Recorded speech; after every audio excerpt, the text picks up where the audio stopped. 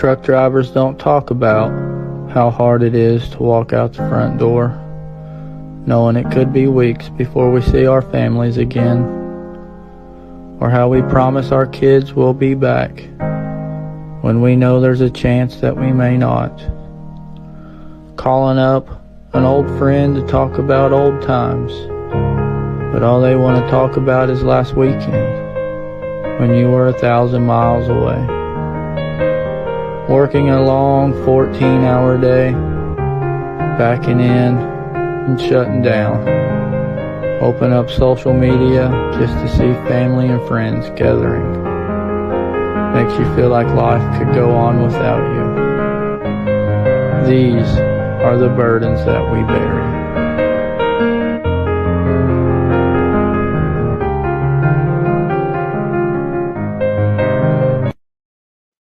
Hey everybody, welcome to Left Lane and Left Line with Lefty. We are coming in to do a show tonight. We're going to be talking about safety, rigging, all aspects between trucking and towing. I got a few guests that's already lined up in the back. Anybody that wants to come on, I did put out the notification in both groups and both pages. So if you want to participate, hit the link, come in, and I'll join you. We are going to be talking about a lot of things about towing, and there's going to be some about trucking. But I know I haven't done a show in a while. Been busy working, trying to take care of things here at the house, trying to make sure Mama goes to her doctors, making sure Mama has what she needs to take care of. Plus, me trying to get stuff caught up around here. Since we were down in Wildwood, we enjoyed that the Chrome Shop 75 show. Went down there with a few people. We enjoyed the show and everything. And then, what was it? About 2 weeks ago. Well, it's actually a little over a week ago. Then I went to the Kinley 95 truck show. There were some awesome trucks over there. So I got a couple of video clips and that from this and that. And I also have a couple of interviews that may pop in. I just don't give you enough room to put everything all into a small little space. But that's what I got going on. But I would like to bring in a special guest tonight. I haven't talked to him in a long time. It's been a while. It's going to be good to hear from him and see how he's doing. He did start a new job a while back. I haven't bothered him because I know he was trying to get things going on. He had truck issues, and then he finally got them fixed, and then he was moving on. So I like to bring in this special guest tonight, Mr. Justin Williams. Well, hello, Mr. Justin. How are you doing, sir? What's going on, Charles?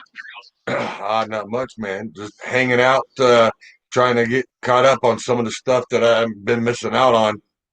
It sucks. I've been working some late hours, leaving here at 5 in the morning, don't get home till 8 o'clock at night. It's just been busy doing things. So how's Been a things little going with rough you? on you? Oh, Yeah, a things little are bit. going things are going good. It's just, starting out with a new company, trying to get situated, trying to get on a new groove, and just trying to stay out here and live the dream, I guess. Well, that's good. I mean, so you want to tell a little bit about what's going on with you? I mean, the So, last thing everybody else knew about was you had an injured grenade on you, and you had to figure out what you were doing with an engine. So, would yeah. you like to start from there? Oh God, starting from there. So, yeah, I Yeah. had problems with the truck. It's a 2015 389 Peterbilt with the ISX 15. It kind of went kabooey a little bit. But I guess A 102 little. miles an hour will do that to you a little bit. No, I'm just joking. Uh no, it blew a head gasket down there in San Antonio, Texas. Mhm. At first it was just a head gasket, and it was just a little bit. It was just blowing, back pressure through the reservoir bottle. Yeah. Had picked up a load of catalyst converters out of San Antonio, take them up to Columbus, Montana, which is up there by Billings. All right. 1,700-mile trip. Made it all the way there. Didn't really have any problems. People kind of guided me. One of the guys on here that will be on here tonight, he gave me some guidance too on something that had happened to him. Same situation, damn near. And then next thing you know, I think I was like 100 to 150 miles from the house. I'm just cruising down the highway. It's like 10:30 at night. And next thing you know, there's a car behind me with their high beams on. I just get on it a little bit. Next thing you know, I see a lot of smoke, and boy, she was burning it. She was burning it bad. I got home. I had to put 5 gallons in her. Wow. Yeah. Wow. You say bone dry? Damn near. that puts a whole new meaning to Hummins Cummins. Yeah, no kidding, man. And then it took me a little bit just to get the truck in the shop. It was right around Christmas time, if I remember correctly. Everybody was booked, man. Everybody was booked. Couldn't get the truck in quick enough. It took 2.5 weeks to get my truck in. And then once they got it in, which I got to give a big shout out to Jerseyville Truck Repair, man. They did an awesome job doing this truck, putting the motor back together. Mike, fantastic shop foreman. He kept me updated. If there was something that needed to be, either changed or fixed, we did it. And it was pretty reasonable priced. Even with total in frame, oil coolers, and we did one more thing. Oh, air compressor on the truck too, because it sounded like it was going to grenade itself too.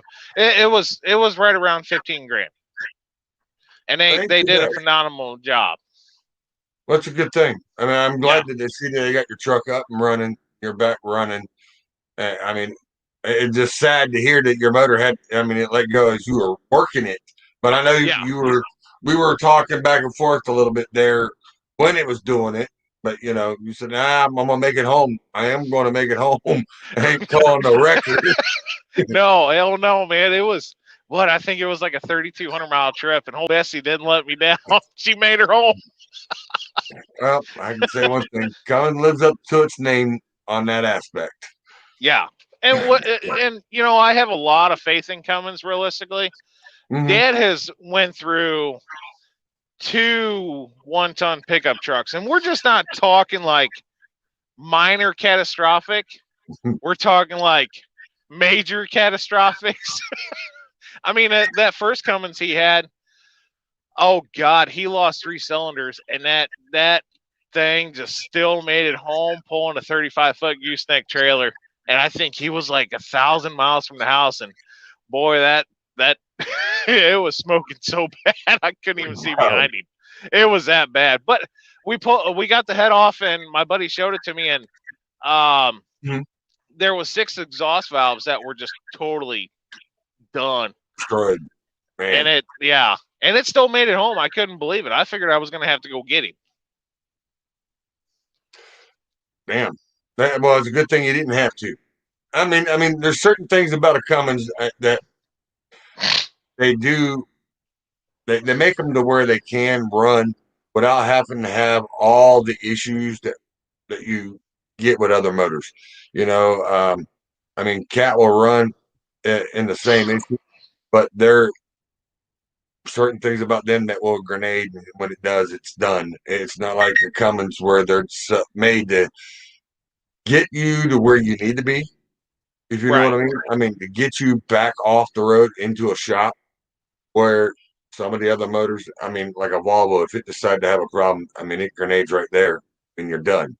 They don't have that default in them that, hey, we'll just keep running. We'll just kill the other cylinders, which is good thing about a Detroit and a Cummins and a Cat. They do have that eliminating system to keep them running to get you off the road. May not have all the power. You may be smoking like a freight train, but you did get off the road. You were able to pull into a shop somewhere, or at least get it to where you didn't have to tow it. Yeah. So when I went to go fire the truck up after it sat for a couple weeks to get ready to take it to the shop, that was a no-go.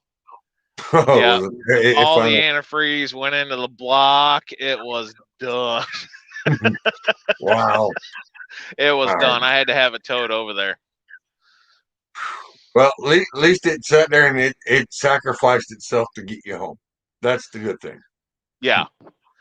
I think running at home, it wasn't that bad, because even the next morning, even the next morning when I went to go fire it up, I mean, it was smoking worse than a vape pen. That's how bad it was. Wow. Yeah, it was pretty bad. The only thing that didn't survive was your wallet. I hate to say it, but it's the only thing Yeah, that didn't.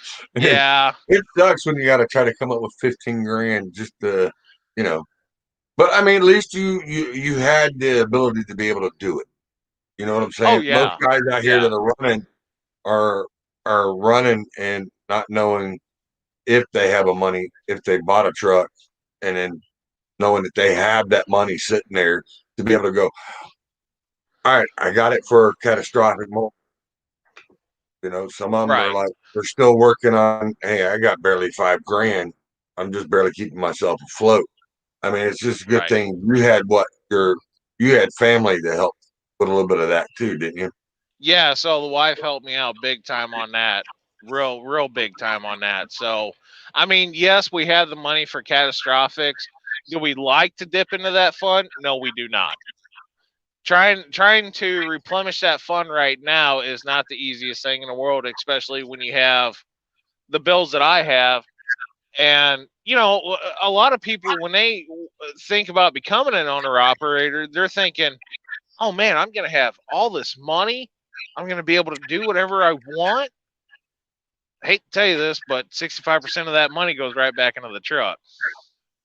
Realistically. Yeah, yeah. Yeah.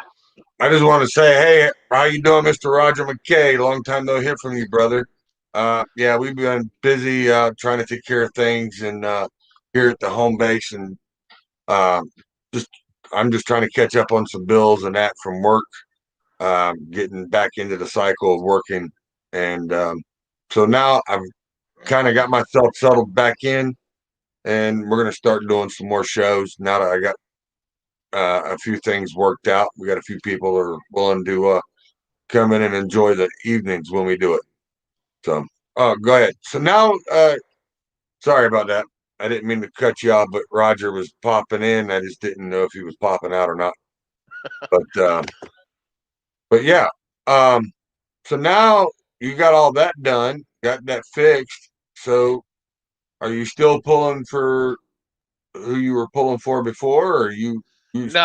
you're now with a new company, ain't you? At Yeah, least that's what your so hat looks like. well, no, this hat says Peterbilt. So unless I've leased this truck home with Peterbilt, so Hey, you never know with you. ah. So no, at that time I was with a company called Square One Logistics. I was actually their first owner operator. Truly, they needed to work out some issues. All right. Not saying that they're a bad company. It's just they had just started up. They were like right around their 6 months, and me being their first owner operator, they really didn't have their. I'm gonna go ahead and say it. They really didn't have their shit together Yeah. for I an mean, owner operator to come on. right. But their company guys, they were doing great. I'm not saying anything bad about the company. I like that company. It's just they needed to look more into the owner op side.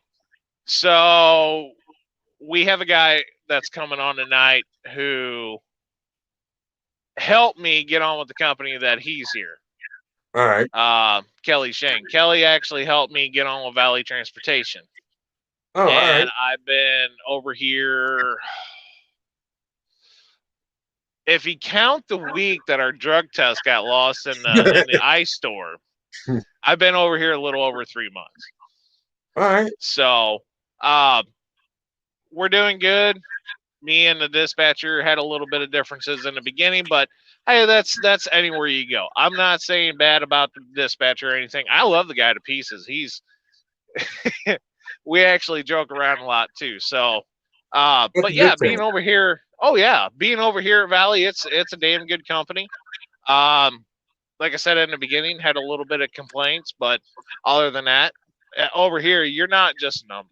You're really not. You are family over here, regardless whether you like each other or not. So, and Really. everybody So gets you're along. it's more of a family atmosphere of a company. Oh yeah, yeah.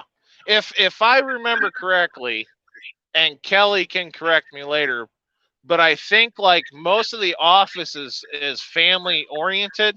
Um, the owner actually has most of his family in the office, All right. and I know some of the one of our permit guys. His father actually works at our Waterloo yard, and they're cool as shit too, dude. They really are. I ain't never really had any problems with them. Mm-hmm. Everybody, I walk into the office, they all know me by name. It's not, hey, there's that guy in truck 1513. How are you doing, sir? Oh, no, no, no, no. Everybody knows me by name. We're not that. I mean, yeah, we got a lot of trucks, but everybody in the office knows everybody, which is cool as hell. I mean, would you rather go to a company to where they say, okay, owner 3199 55 whatever, or would you rather walk into an office and someone say, hey, Justin, how you been? That's what I would rather have. Yeah, you rather You have know, someone that knows your name, not by your truck number, yeah, which is a good thing because that's very few and far in between right now with yeah, all the stuff that's going on and that. But I mean, it's really good that actually Kelly helped you out. He also and you're also running with Dennis yep, Hicks. He's over there now, and then yep, you have Colleen.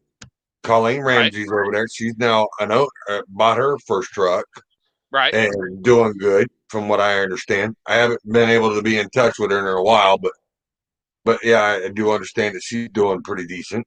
And then you right. got Kelly over there, but he's out there just hammering the roads like the rest of y'all, which is a good Nah, thing. I don't know if you can hammer roads from your recliner at your house. Oh, it's one of those. Oh yeah, I had to go there. I ain't talked to the Oh, guy in so long. We've just been oh, busy, it's been that long. It's It's been a been bit. what? It's been what since the last time I talked to you. Um, actually, was when the last show that we did with someone else. It's been about it's been about 3 months.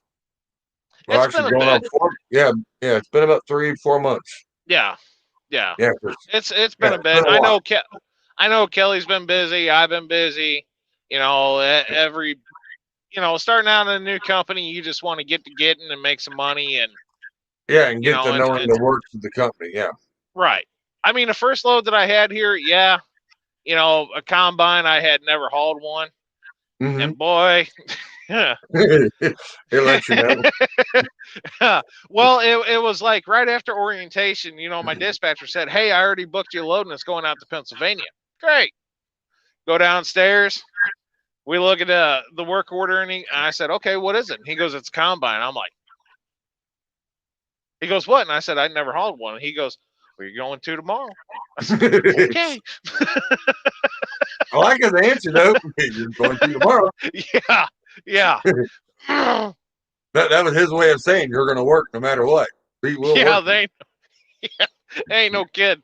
They ain't no kidding at But all. that's a good thing. That's a good thing. That means they're Yeah. willing to work you Oh right out the yeah. I door. mean, we we do a lot of farm equipment and construction equipment. Yeah, Mhm. once in a while you might have that legal load, but realistically, I ain't seen a legal load in a while. I don't even know what legal loads look like anymore unless I'm staring at a dry box. Yeah, I heard that. I mean, that really you and legal loads. Yeah. What's a Yeah, legal load? yeah, what's legal? Yeah. Hey, I What's got a 80,000 permit. pounds? I got a permit. Yeah. Ain't no kidding. Hey, I also heard you did some towing at some time in your life. Yeah. Um, What did what you was used to that? do? About 6, 7 years ago? Really?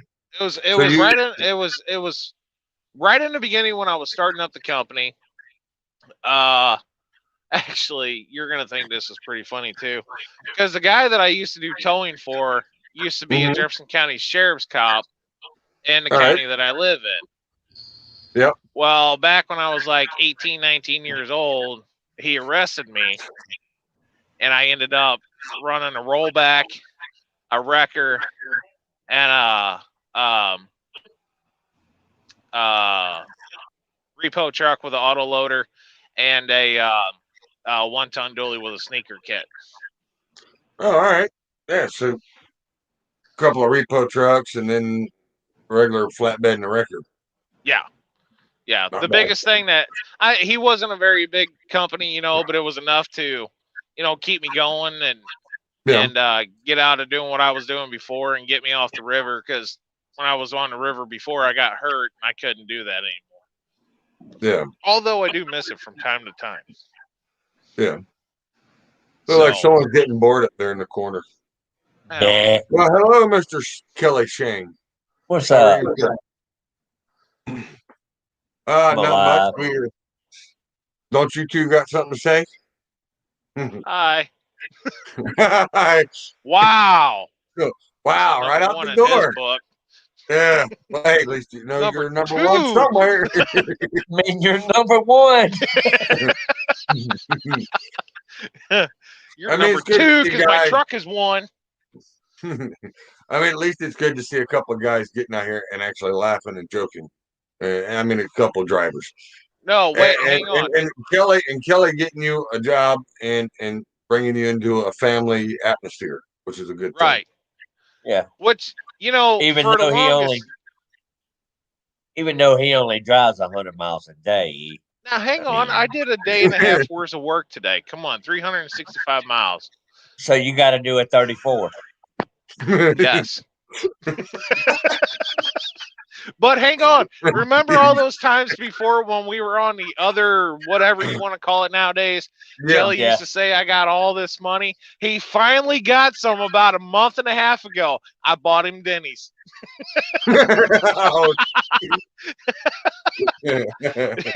Wow. He got his Grand Slam paid for. Oh, did he? Yeah. Wow.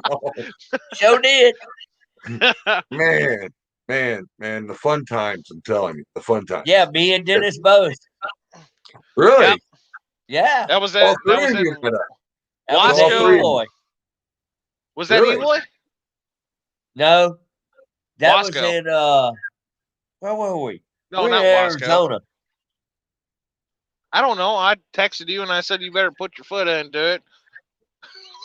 Yeah, we were. I don't remember. I forget. We were on 40 somewhere. I can't remember where it was. Oh, yeah. Oh, I'm sorry to do this to you, Justin. Mr. 365 miles. I did that before 7 a.m. and I left out at 6:30. What do you want? A goddamn cookie? You want a cookie, Glenn? He told you, didn't he? He said, "Oh yeah, I'll show you how to." Kids these days, I tell you. Mr. Michael says, "Good evening, Mr. Shane." Yeah, hey, that weekend was the week. Hey, that weekend, Charles, was the weekend. All that other. Well, yeah. We'll get to that at a later time. Yeah. That was the weekend.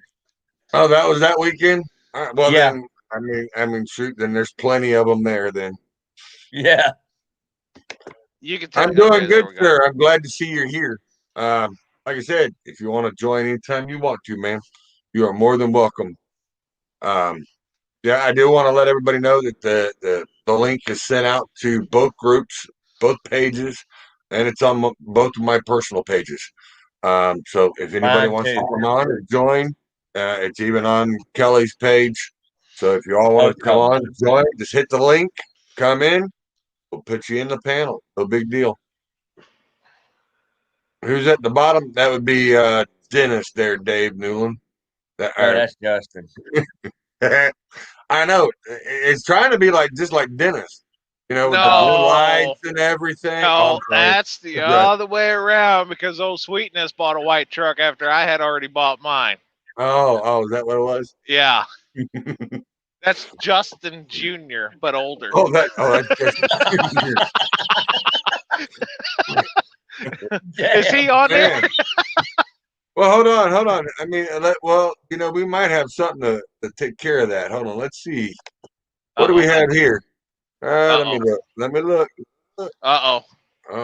Well, that's that one there. Hold on. Let me see. I know we got something in here for you. I think this right here is Dennis's truck.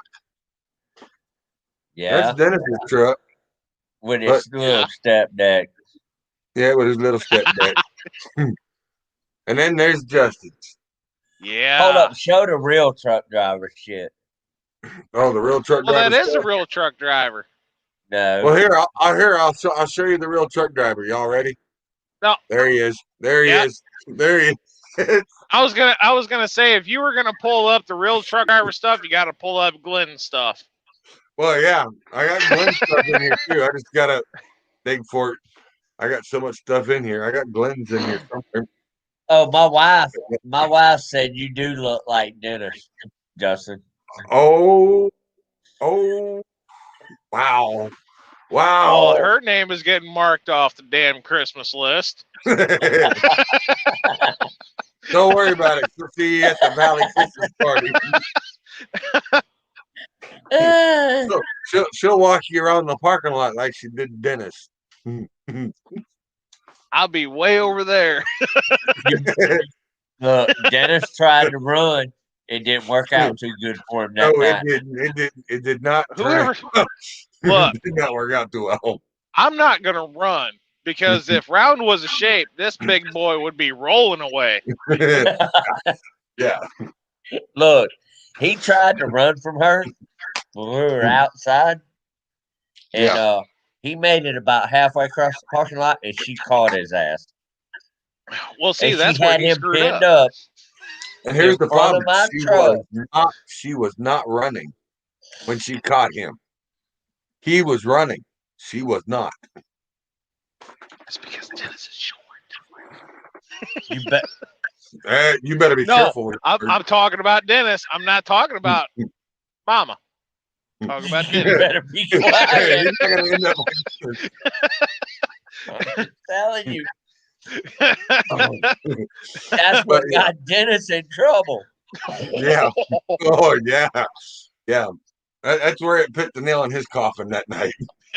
And you know the bad part about it, Justin? What's that? My wife drank half a jar of strawberry milkshake moonshine, Yeah. and she Yeah. still got his ass. Well, good for her. Shitty on Dennis's part, but good for her. Yeah. So now that we got all that out, we're good to go.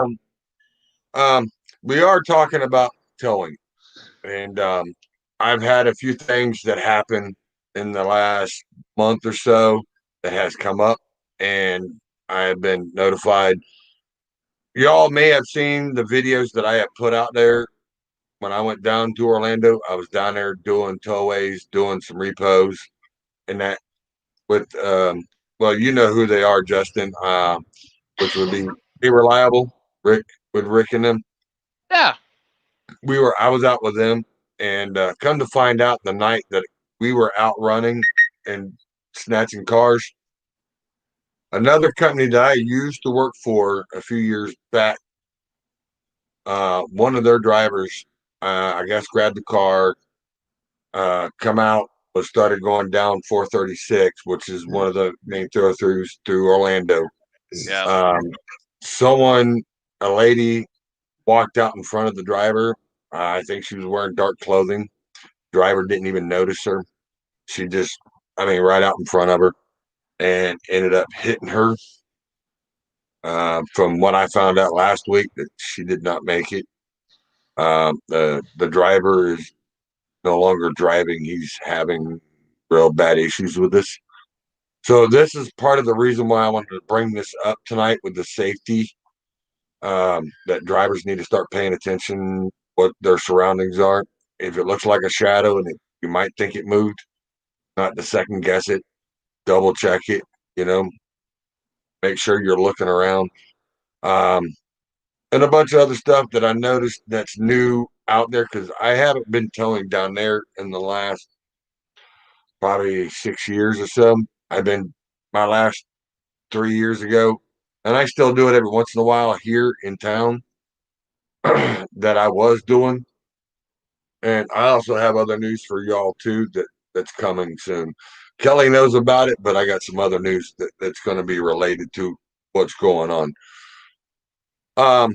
But yeah, we were down there towing, and that's what happened. But I had the same issue because of being up here in the mountains. There's a lot of places that are not well lit, and a lot of times, a lot of people walk up and down these hollers. You don't know if they're there or not.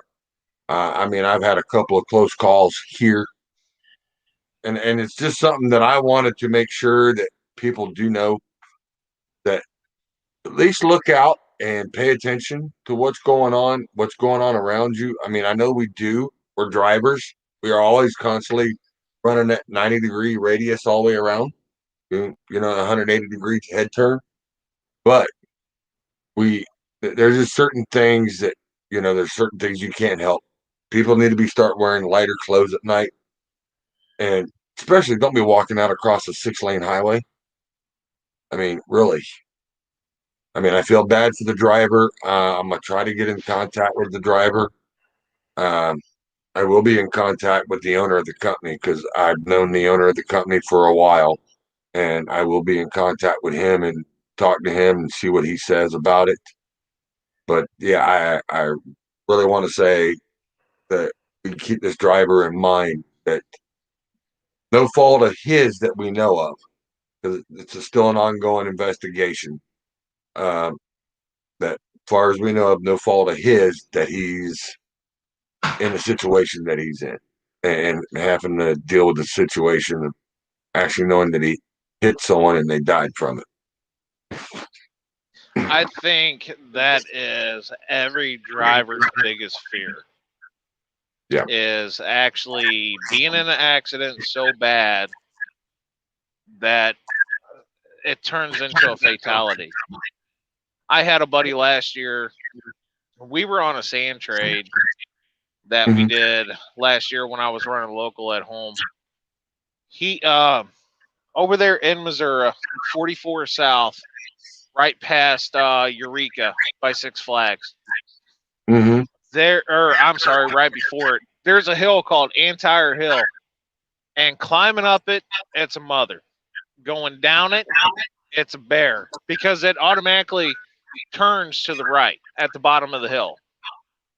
Mm-hmm. I had a buddy that climbed it, was going down south. He climbed it and started going downhill, and as soon as he came around that turn, there's a bridge right there.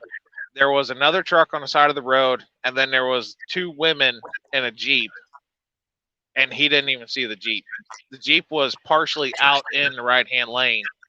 He ended up smacking the Jeep with the ladies inside. One was a fatality. One was airlifted to the hospital. She made it. And he was just totally screwed up about it.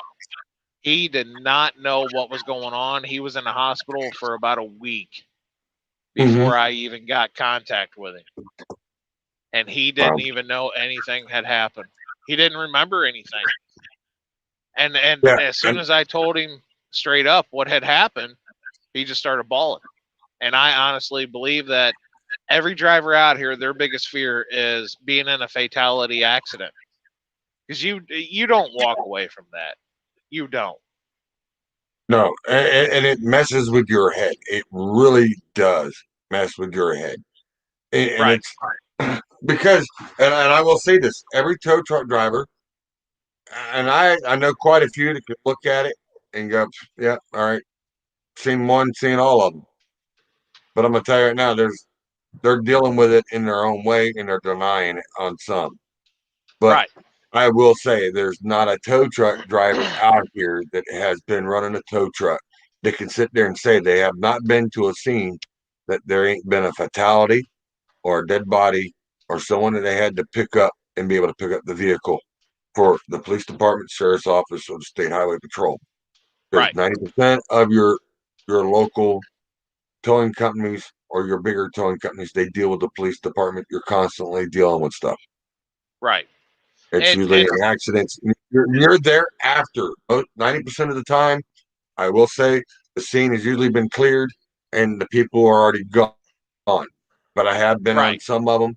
But I've actually had one that I had to go pick up for the sheriff's office in Orlando. it was riddled with bullet holes. And I said, all right, well, if you want me to load it, you want me to drag it? Because I said, I can't get in it. I said, you all got tape all over the doors. And they said, yeah, you ain't getting in that car anyways. And I said, okay. Right. And he goes, get it loaded. We got to cover a tarp over it. Well, it was Yeah. riddled with holes, but there was 2 passengers in it that were right along with the car. They were full of holes. And I've actually picked up one that they considered, which kind of messed me up, was the guy ran out of gas in the middle of Highway 50, which you know where I'm talking about, right there at Forsyth Road. You know, right around the corner from A Reliable Towing. Right. Yep. Right. You know where I'm talking about, with the Circle K is on one side and the racetrack is on the other. Well, Yep. before the racetrack was built, it was just an abandoned gas station. Well, on the corner, once you made the right, like you're headed to 436, in the middle, the guy ran out of gas. He had blue jeans on and a white T-shirt, had shoes on. So he ran out of gas, went in the back of the truck, grabbed the gas can, started walking towards the Circle K, went across the street, didn't see nothing coming. Come to find out, when I got there and I said, I'm picking up an abandoned vehicle. You said there's a wreck. Well, yeah, the vehicle's abandoned because the owner of the truck is dead. What happened was a 17-year-old kid, street racer, come through there with no lights on. Didn't even see the guy. No. Took him out. Yeah. Going through there at 80 mile an hour in a 45 mile an hour zone. Took the guy out. Yeah. Our job is dangerous, and people don't realize that it people out here drive like idiots, and they will put your Yes. life at risk. And it's not a, I want to say it's not a safe, it's not a safe environment.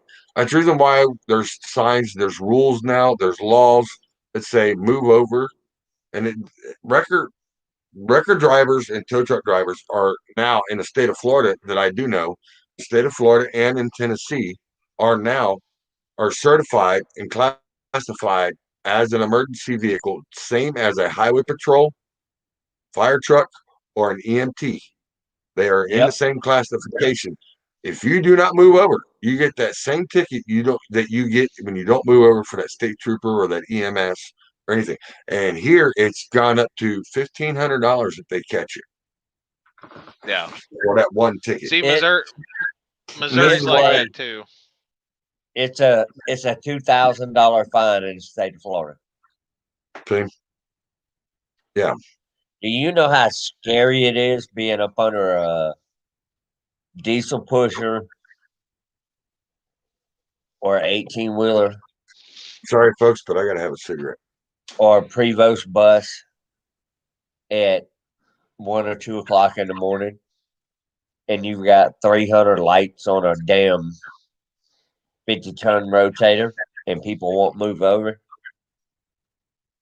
and you're half on the shoulder, half in the grass, and you're trying to pull an axle? That shit's scary. It is. don't- And then you get the cars coming by you and the trucks going by you. That thing is sitting there. All it is sitting on a 2-inch platform. That's it. It's only And see, it's 2 inches in the back, 2 inches in the front, and it's 1 inch. Well, no, it's 1.75 inches, I believe. yeah, What the fork is. That's all it's sitting on, sitting up in the but air. here's the And thing. that truck comes by, that bus or whatever you're working on is sitting there doing this after you come by. You're sitting there trying to undo this on the ground. And you're sitting And there see, trying to the hold thing it. is, It's rocking. the company I was working for, Charles, you seen their Oh, yeah. outfit when you was Yeah. at my house. Okay. They got some When really we nice did trucks. when we did stuff at nighttime like that, we'd send the rollback out or medium duty out behind us and make to them be sit a reflector. and make them sit catty cornered behind the bus, RV, 18-wheeler, whatever it was. To be a To deflector. protect us a little bit. But it Mhm. still didn't stop people. No. I mean, They still want to push a the limit. job that usually takes in the daylight 30 minutes. Hook Mhm. up, chain, pull axles, run air. take you an hour to an hour and a half at nighttime because you're sitting there constantly. You're up under this $1 million book Prevost, trying to hook your air up, trying to do this, trying to do that, and you're looking at traffic and everything else. Even though you've got somebody behind you trying to catty corner and block you to keep you safe, you're still on point the whole time. So you're running a lot slower. And over here, a lot of times we get buses and RVs that would pull off on the shoulder and they'd be sitting like this. Well, guess what? Can't pull that passenger side axle. Pull the passenger side axle, all the rear end oil's coming out the truck. Mm-hmm. So you'd have to be in the flow of traffic, pulling the driver's side and watching your back the whole time. I used to hate that. They used to scare the shit out of me. Yeah, and they still do. I mean, granted, I mean, up here is not as bad, but you still have people that don't pay attention. And I mean, they really don't pay attention. And it really is scary. It's just one of those things. I mean, like this picture right here, I'm going to pull this out real quick and I'll show you.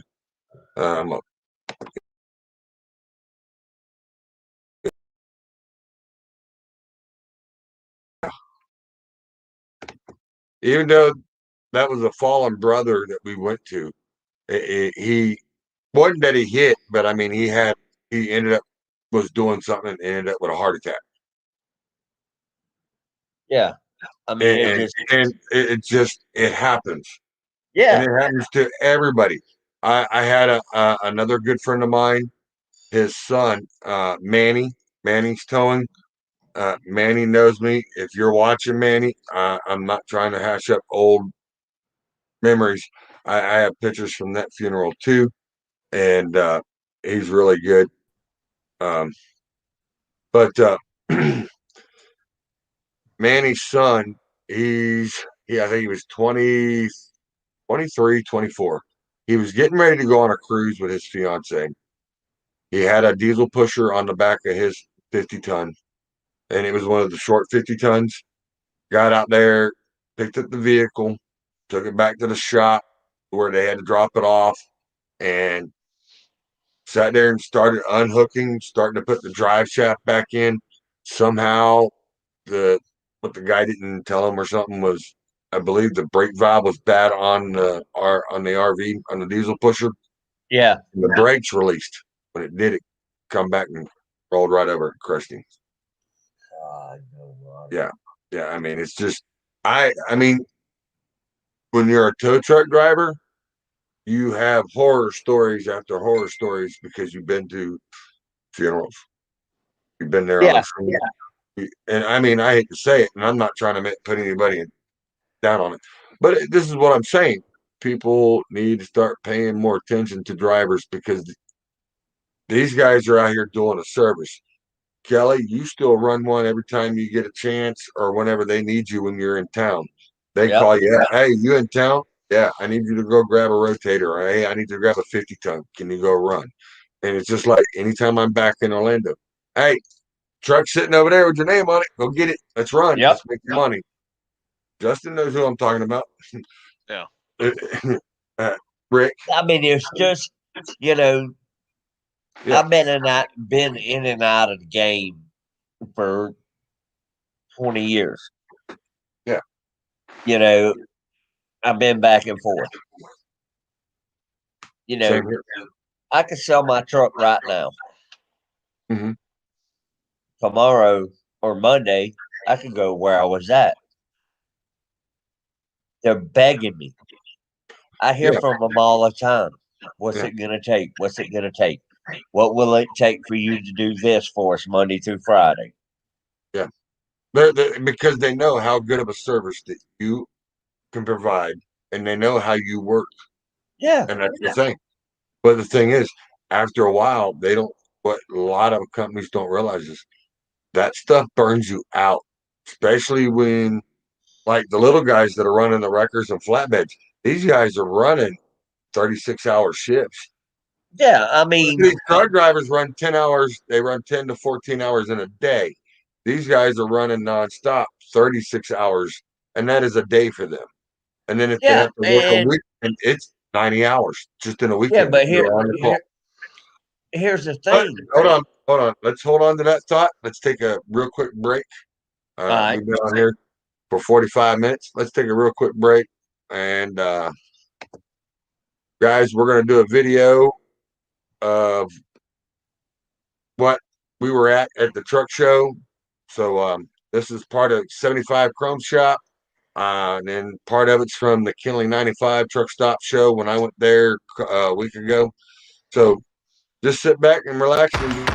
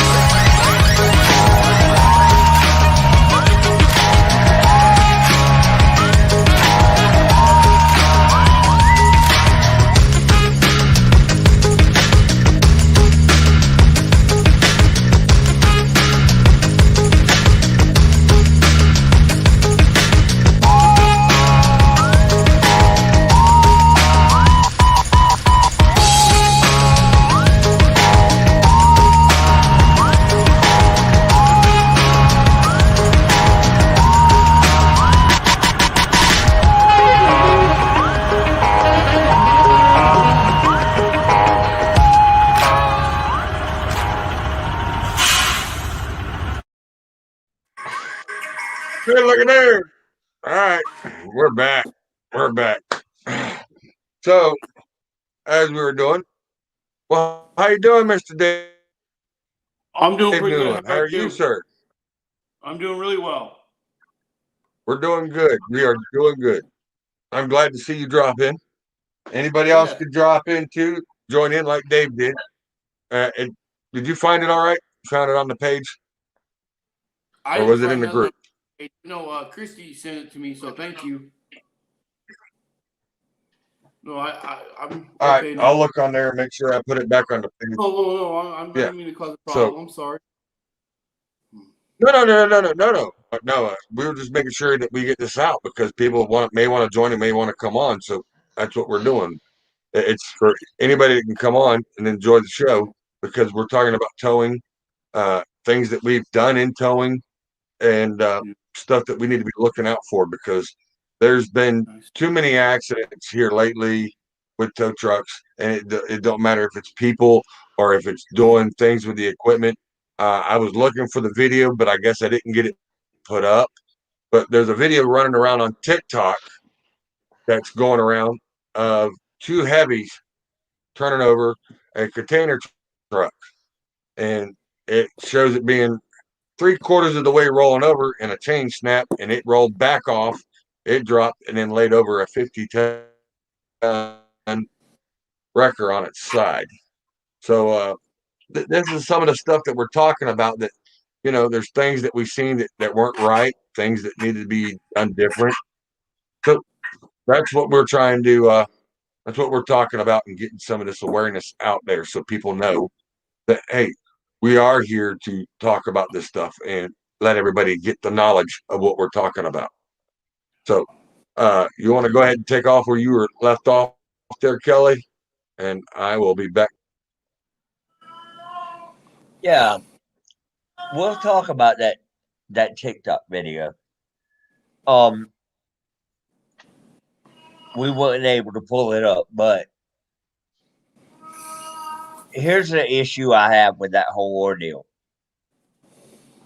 They were using chains and snatch blocks. They were using high-line snatch blocks and chains. You don't roll something over and cradle it with a chain and a snatch block. That was their biggest mistake. They had it too close, too short line on one side. They literally had all the weight on one wrecker. Well, when it got to that point to where it wanted to sit back down, there was no line left on that 50-ton that was on the passenger side when it was laying over. Well, cable took all it could. It had all the weight on a single line. A That's single too much line weight. 50-ton can't take all that weight. Operator error, plain and simple. They should have cradled that machine. They should have cradled that truck front and back on the 50-ton that was on the driver's side and the 50-ton that was on the passenger side. They should have rolled it over, cradled it, sat it down. Wouldn't have been no problem. But the lack of experience is what caused that wreck. Plain and simple. There's no questions. They lost a $350,000 truck because of ignorance. Just flat out ignorance. Right. If you can't rig something and operate it and do it safely, why try it? You know, that's just like when I was running heavy equipment and running heavy wreckers.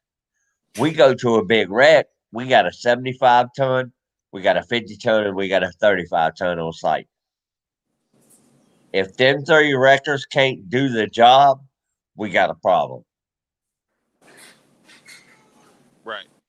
I mean, I've been on jobs that we've had both our 50 tons, our 75-ton, and both our 35 tons on it. This took every bit of ass that every one of them trucks had to recover a machine. We recovered a what was it? A 350 cat at a rock mine down here.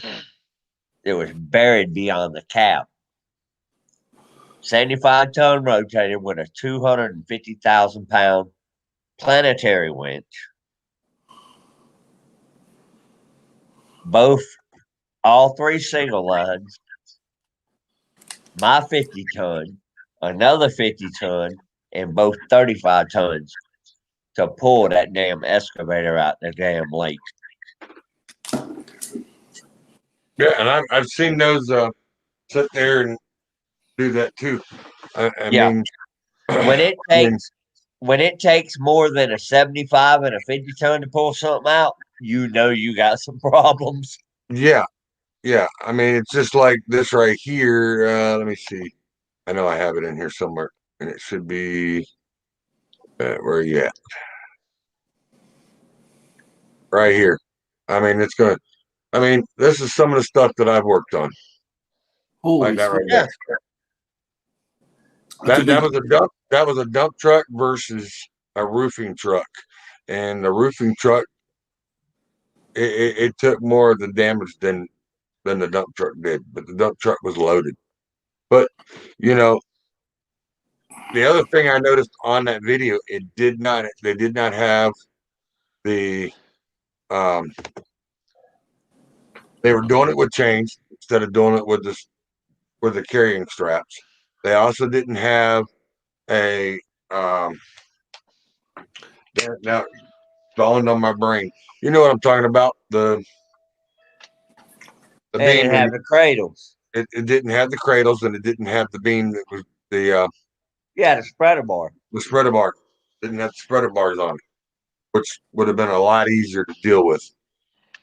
Be right back. Now, I have seen some of them sit there and do the cradle rollover using the winch cables off the wreckers, which is more of a better idea than sitting there trying to doing it with chain. Right. So, what do you got to bring into this, Dave? You got something to say on this? No, No? I'm not a tow truck driver. I don't know. Have you? I've noticed some tow truck drivers around my area have been putting out a flashing light. I guess they've been laying out like a flashlight, like behind the car. Yeah. So like kind of like those triangles that are like the truck drivers use. They've been doing. Yeah. I've been noticing that in my local area. Well, see, what they're doing is they're letting people know that there is a car there with the lights are off and that there is someone trying to work on it and get it up Yeah. and getting it towed away. Like around here, I mean, these guys, when they work around here, they're in a hurry. But Yeah. I mean, truck the drivers. major, yeah, and Yeah. these are heavy drivers. These are heavy drivers that I know that I've worked in some of the Yeah. cases side by side on some of these jobs. But a lot of them, they really realize that there is an issue, and they're just now starting to bring out the littler trucks to come out and ask for a backup, or usually if a state trooper or a local police officer is in the area, they will actually swing in and stop behind them, turn the lights on, so that way it gives them protection of at least that one lane of the number 2 lane to be able to get them the safety, because there's a lot of them. And I tell you what the problem, I will say 60% of the problem is our young drivers in between the ages of 15 to 25. They're the ones that I got my license. I'm in a hurry. I want to see what the car will do. And I don't know the laws yet. And I don't know what it means for a tow truck to be sitting on the side of the road, because they ain't never been in one that had to be broke down and had to be towed. And their theory is, oh, well, all right, no one's in this lane, so I'm going to get in this lane and run it. Not knowing that everybody's getting over because there's a tow truck guy sitting there on the ground in all the visible clothing that he could be in and trying to hook up a car or a truck or even a semi or a bus, and they just don't pay attention. They just I mean, don't care. well, yeah, I've seen people like like you're saying, people will head over to the left lane, but you always got that one guy that wants to pass those 3 other cars that went to left lane. He'll do that in the right. Well, yeah, Shane knows. Yeah, what I'm talking about. they get in that right lane because they want to go around everybody that's going slow. Yeah, And the reason why they're doing that and the people are going slow is because they're trying to look out for the safety for the man on the side of the road. Yes, Look. yeah, because that's when I'm driving my tanker. When I'm on the highway, I'm in the left lane, so I got like 5 or 4 cars. They're like in that other lane to pass me. Yeah. Look, there's been many a J hooks. There's been many fork chains that I've thrown across I-10 right here. I can tell you right now, there's been People would not move over. I have thrown J hooks at cars and trucks and 1/2-inch fucking fork chains at cars and trucks and buses and RVs because they would not move over. Yeah. Because And that's a lot the of the time, when you get called out on the heavy on the interstate, Yep. 9 times out of 10, they're on that corner. They're on that threshold. Oh, you're talking about that line. And guess what? they're riding out. And that they're 2-3 miles from the exit. Yeah. Now, if I catch one that's right at the exit, I would back up, fork it, tap the airline, we'd go to the exit. I'd get away from traffic, then do what I needed to do. That's good that you can move it and get Yeah, to a spot. Yeah, but when you get, and Charles will tell you, Charles knows this whole area. Mm-hmm. You get between exits, and you've got a Prevost bus, a Greyhound, a semi, a concrete truck, a garbage truck, big heavy shit, and there are 2-3 miles between the exit. Yeah. You got an option, okay? Yeah. I'm either just gonna hook it, leave it in neutral, and creep, or I'm gonna go ahead and pull axle, drive shaft, pitch black dark and roll with it. Yeah, sure. It's a 50-50 chance on that stuff, you know. And a lot of the times now, and because up there in that area, they're now putting in guardrails. So I mean, you're up against a guardrail, and part of the vehicle is sitting in, if not a foot over the white line.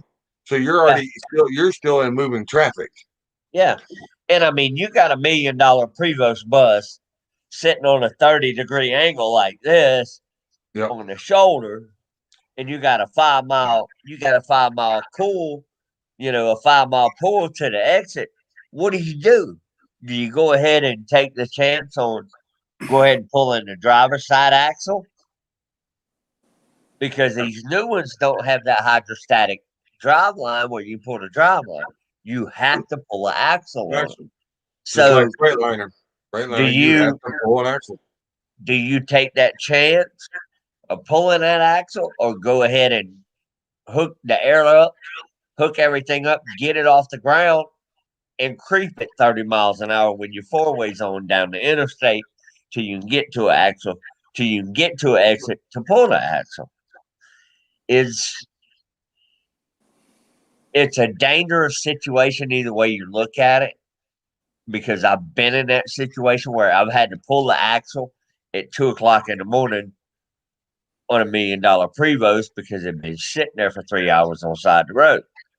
Yeah. Then I've been in this situation where I can pick it up, ease on down the road, get off the fucking exit, pull the axle on level ground on the safe side of the bus, and not have nothing to worry about. Yeah. I mean, it really does it comes down to that situation.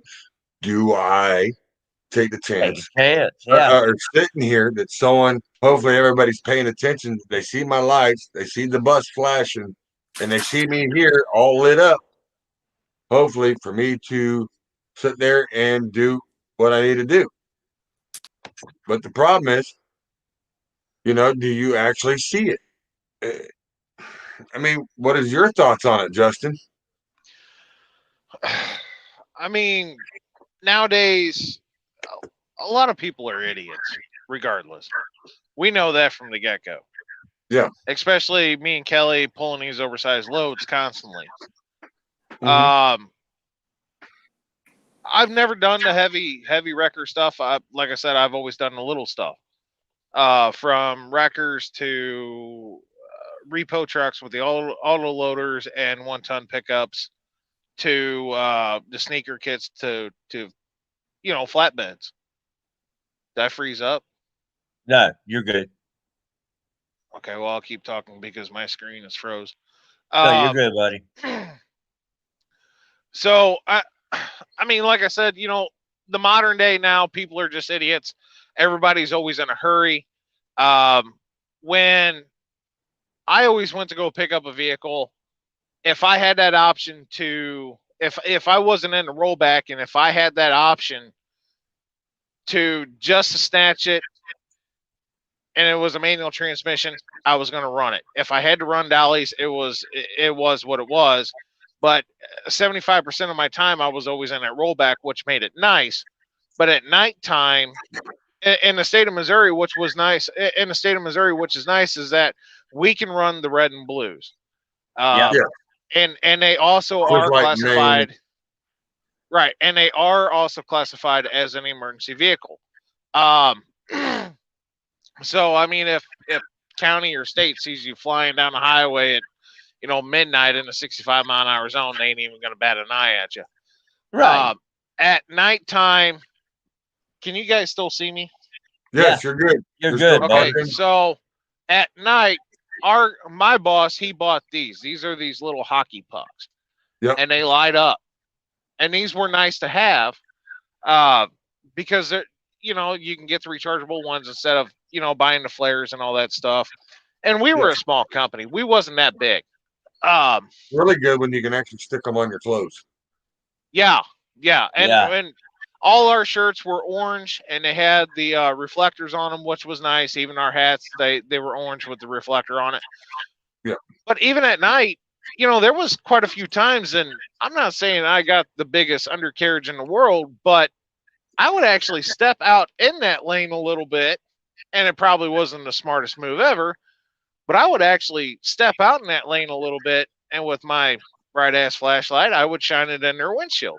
Yep. Once again, probably not the brightest ideal in the world, but No, it was it got But them. It got them. It got their attention. That was right. that Yeah. was the thing. It was the attention grabber. Like, dude, I'm standing right here. Get the hell on over. Yeah. You wouldn't believe how many bags of pure glass marbles that I went through because the cars wouldn't move over. Me sitting there running a medium, sitting there trying to hook up a 30-foot box truck and trying to yank a dry shaft out. Next thing you know, you hear them, and the next thing you know, they're rubbing across the white line. I always kept marbles in my pocket. You'd hear them Right. suckers bouncing off of cars and windshields. Trust me. Right. Yeah, they knew I was there afterwards, but yes. Yeah. Oh, I yeah. mean, You have to do whatever you got to do to keep yourself protected because Yeah. people don't pay attention. And it's been like this, not just here lately. It's been like that for the last 20 years that I know it. People don't Right. pay attention. Oh, it's a bunch of flashing lights. Who cares? We care. Yeah. Yeah. We like to go home to our family too. And a lot of it, and every trucker uses this word, rubbernecking. A lot of them rubberneck too. Yeah. And they don't pay attention to what we're actually doing. They're more interested on what the lights are there for, what's going on behind it, what's going on in front of it. They're not worried about getting over. In the state of Missouri, we have the move over or slow down law. We do if you here. don't, if you guys don't slow down, then, and if there's a cop around, your ass is grass and he is a lawnmower, and Yep. you will get that $2,000 ticket. Yep. Same here. Yeah. They're Same here. Yep. And it's they're a the move over same. law. They're the same way here. It's supposed to be all the way across all 48 states. Right. And see, Right. not just with wreckers. It is now a law with big stuff too. Yes. With oversized. Yes. I'm a back right out and then come back in because my screen is frozen. Okay. You're Hang good, on. solid, but yeah, you're good with Yeah, us. you're good on our end, but Yeah. it just the times that we have to pull over in bad spots to do a chain check and all that shit. Yeah. Cars doing won't do equipment it. check. And Yeah. we've got strobes on the back of the trailer, all on the load, all on the truck, Escort. and we have our four ways on, and people still don't see that. And we're as far over as we can get on the shoulder trying to do a chain check because we're in the middle of nowhere, Texas, or middle of nowhere, Oklahoma, where there's nowhere for us to pull over Yeah. and Or get Wyoming. completely away. Wyoming or Nebraska out in the Right. middle of the field somewhere. Yeah. There's a lot of times we get off to where,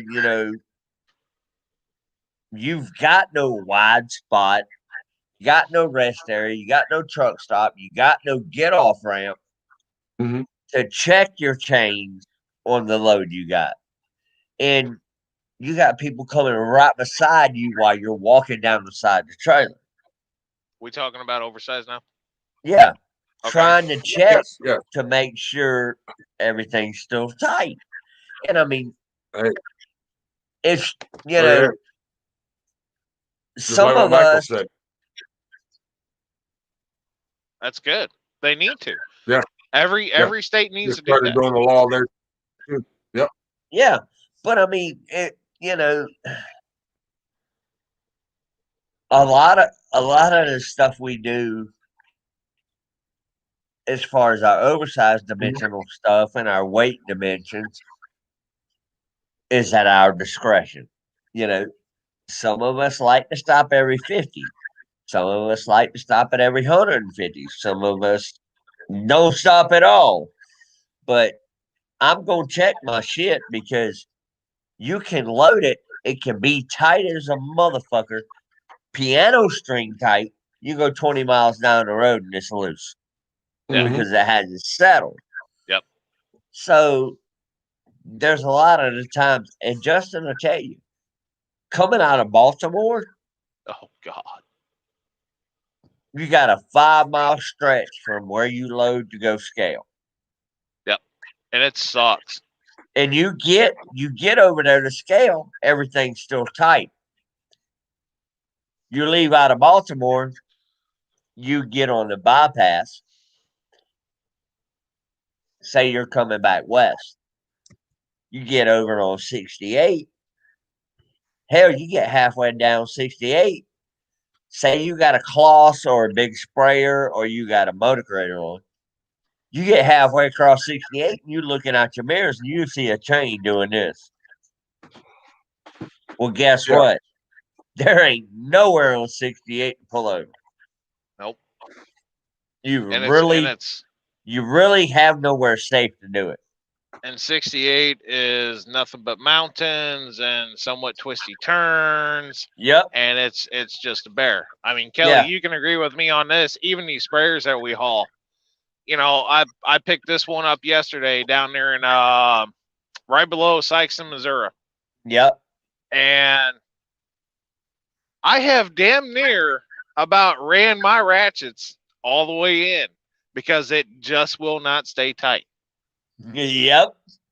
at all. It will not stay tight. Sprayers, And they're the worst. yes, they are. And I've done 2 in a row. And I told dispatch, I really don't like you right now. Sprayers, the biggest thing with a sprayer though is the easiest way to do it. And it's a little more work. And I know you don't want to hear this, but 4 chains, 8 binders. Yeah, you double bind it so that way if the first ones get your maximum out, then you grab your next set, you tighten it up on the other side, so that way you still got an even. And if it does get loose, you still got another way of tightening them up some more. Right. Be a way of breaking a chain, but I'd rather be safe. Oh, I Sorry. broke them. You know what I'm saying? I I'd rather be broke- safe than sorry. I the broke hell is going 1/2-inch on chains on a sprayer. Seriously. But Yeah. I mean, you know, there's You see the comment, Kelly? what's that? Which one? The one that's down there says, "Hey, Kelly. Hey, Lefty." Oh yeah. That's my sister saying hi. Yeah, sister, yeah. Yeah, I mean, it just, you know, sprayers are 12 foot wide. Yeah. Yeah, there's 3 to 4 different ways you can chain one of them down. Yep. And 3 ways of chaining it down is correct. Mm-hmm. The 4th way is correct. It's an overkill, but it keeps that slack from ever happening. Yeah. It's a little bit more work. Yeah, you got to pull out 8 fucking binders and 4 chains.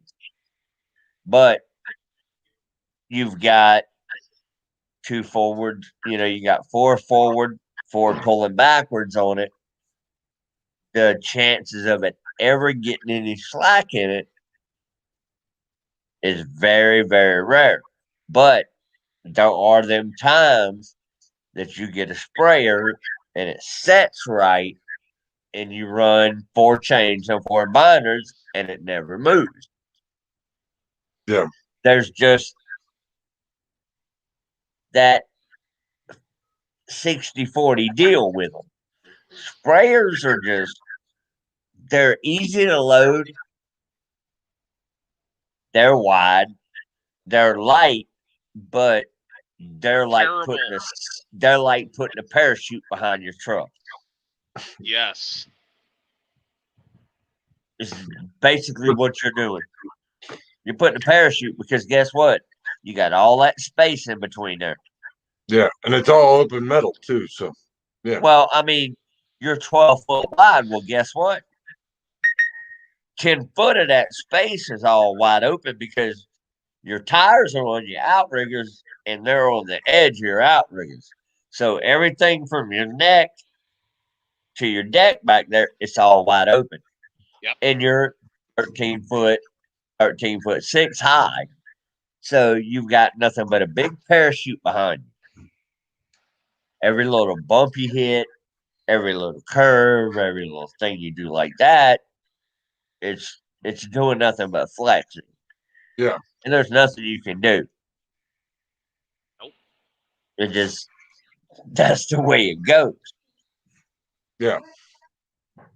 I mean, it's just, you guys haul that stuff more than I have, so you guys know a little more on that aspect than I do. And I know you're new to it, Justin. But, where my difference is where I'm used to doing loaders, motor graders, asphalt pavers, rollers. And I hate to tell you, a roller's the worst. I hate loading the roller because you can put it 2 chains. You can do 2 chains on the front, 2 in the back, and then put 1 across the middle. And I guarantee you, one way or another, by the time you get done checking all your chains, get it all done, get where you're going, that roller's already done, went from straight to at a 45 on your trailer because they wiggle. They will wiggle. It's all solid metal. It's a solid metal wheels that are sitting on 2 rails with a little bit of wood. And that wood, if it's wet, got oil from hauling a paver or whatever, Yep.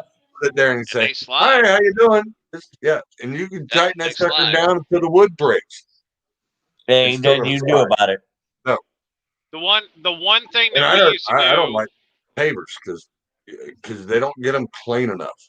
And the reason why I say that is because no matter you can get the wings to come in, you're still 11 and a half, 12 foot wide. If you got a big cat roller or a paver, or if you're dealing with, it don't matter if you're dealing with a Lee boy, medium duty, they're still in between 10 and 11 foot wide. But what my thing is they don't clean them out good enough. And when you bring in the wings, now you got all that cold asphalt. So when you hit bumps, that's all you see is dropping out from under. Now, I don't know how many times I've been pulled over and sat there and said, "Hey, you're losing material back there." Well, what do you want me to do? I mean, I can't get up in there and start heating it up with a torch. And I mean, if it's coming loose, it's coming loose. There ain't much I can do about it. It's the same situation. And I mean, it's a giant wind sail, and it's back there, and in that pan, it just sits there and circulates and turns into a big old giant, basically like a wind tunnel sitting there in that barrel. And and the more it sits there, the more drag it puts on you. You can feel it. Yep. Yeah. I mean, it's kind of the same. There, It's not the same. It's the same idea. It's just different machines. there's always going to be that few machines that are easy peasy to work with, like a D6 dozer. I think they're easy peasy. Oh yeah, they're Throw, gravy. yeah. Those are gravy, baby. And then you got the sprayers, you got the pavers that want to be the problem childs, and they just you're always going to have a few select machines that are going to be a pain in my rear. And oh yes, I will take that in a hurry. Yeah. Skidders. Yep. Yep. Skidders, loaders. Skidders are fun. Yeah. I hate skidders. They're only bad when they're old skidders and they got them big ass fucking tire chains on them. Yeah. When they tell you, oh, it only weighs 48,000, and you go scale that bitch and you're 104,000 pounds. Yeah. Have you hauled one of the new ones yet? They suck. I just hauled a brand new one down here to Albany. Okay. Pick it up out Brand of spanking Waterloo? new one. Or was it Davenport?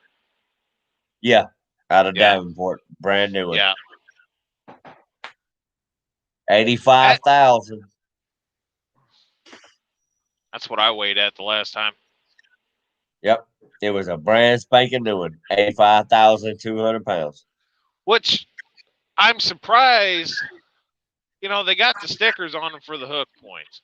But I'm surprised that they actually don't put better hook points on those, like they do everything else, like the skidders, Well, they got the hook tractor, points. Yeah, they got the hook points on them skidders, but they got the plates on them. You got to unbolt the Right. plate. I ain't got time for that shit. I'm Nope, throwing me that neither. shit around the axle and I'm riding. Just Off like a prom dress, we out.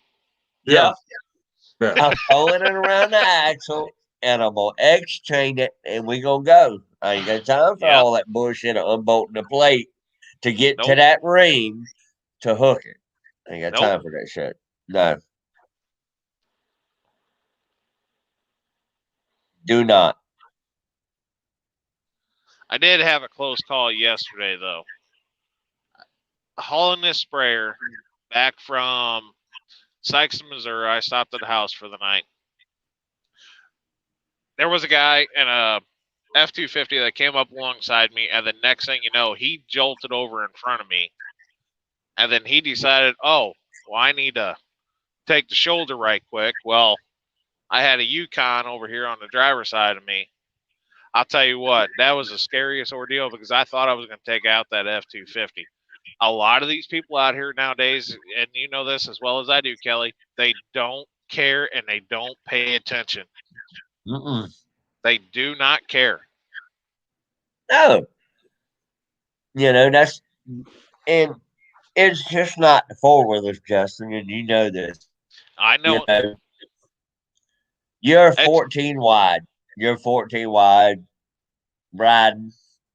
Mm-hmm. You run up on a 60 mile an hour, 63 mile an hour, 65 mile an hour truck. You jump out to go past them, and you're doing all you can to give them all the distance they can get in their lane. You're over there on the white line, on the yellow line, riding the rumble strip in the left lane.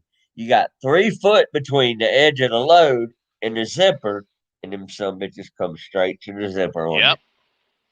And then look at you stupid when you go to pass them. You know, it's like, you know, I'm sorry you drive. I'm sorry you drive a slow truck. I'm sorry you're riding for a mega carrier. But why you trying to, you know, come over on me trying to get you a payday? Or if you know, like a lot of, or some, you know, like Indiana, Ohio, Arizona, you know, we're limited to a certain speed limit in those states for oversize. Right. You know, you're cruising along. Yeah, you might be doing a couple over. Not that big of a deal. Next thing you know, you got a guy coming up on your driver's side.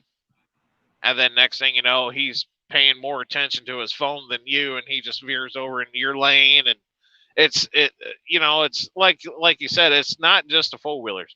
It's a lot of these other newer truck drivers or the ones that spend too much time on their phone or want to, do stupid stuff while driving down the road. Yeah. It not only puts me and that other driver in danger, but it also puts the other people behind us in danger too. Right. Yeah. All right. I mean, it just doesn't put you and him and everybody behind you. If something goes wrong and one of y'all goes this way, oncoming traffic's got a problem. Yep. Especially if you're on a 4-lane highway and there's no neutral ground to divide y'all. Yep. If it's a 4-lane asphalt highway, I mean, our first inclination is to make sure if we're in a situation something like that, we're looking for an out. But when you're on a 4-lane highway and there's no median, which normal people are not normal people, retarded people call a median. Yeah. Real people call it a neutral ground. You have nothing there to have a leeway. No. And, you're trying to do what you can to escape the problem, keep from killing yourself, killing anybody around you or anybody in the oncoming traffic. Yeah. But when you have no movement to make and you got some dumbass beside you, what do you do? You know, it just, I've been in that situation. And it's not fun. No. No. You know, But I do have a video. I do have a video of Kelly running down the road with one of his heaviest loads that he's had in a while.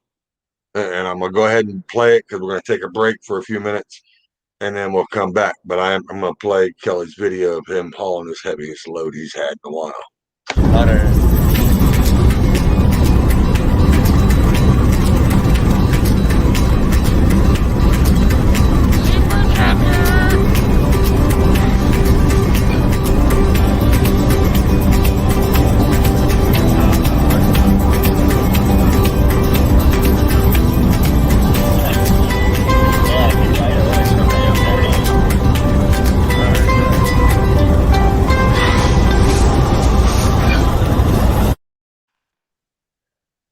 boy, that was Lived my life like a cowboy, riding from town to town. I've been as high as an eagle flies, I've been up. Told you that's one of the heaviest loads he's hauled in a while. But you know, hey, I just had to throw it out there. I mean, you know, it is a pretty looking Peter car. I hate to say it, but it is a beautiful looking truck. look. Surprised he didn't have his oversized signs out. I had to get special permits to haul that bitch. Yeah, our blankets didn't cover that. No, Our No, blankets didn't cover that fucking brand new fucking No. SUV. no, and that's bad. That's bad because that was the boss's car. Yeah. You'd have figured the boss would have pulled out permits, but it didn't happen that way. But you know how that works. Oh, You know how that works. Yeah. that's great. Oh, good lord. It took me Yeah. longer to load that motherfucker than anything else. Okay, so I'm gonna ask you, how many times did you think you were gonna bottom out trying to load that damn thing? A few times. Charles, I'll let y'all get the talk. I'll be- 2x6. No, it's like, hey, what do you got in the back of your truck that we can use? Because I know you got half a mechanic shop sitting in the toolbox. Look, we Yeah. pulled out rigger boards I'll be and right. combine blocks to load that Screw thing. that. It's that low. Oh, this damn camera. It sat so low that we had to do outrigger boards and everything.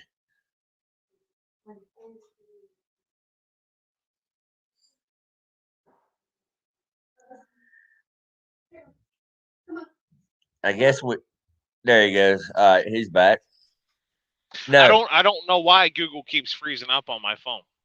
I don't know, but no, we literally had to put outrigger boards out on the ramps and put combine blocks up underneath the outrigger boards to hold them, so we could get the car loaded up. It sits too low.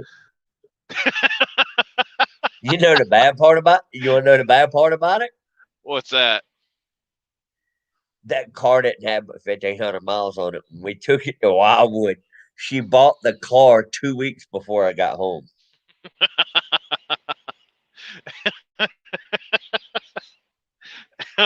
Was she standing there watching you the whole time when you were loading it?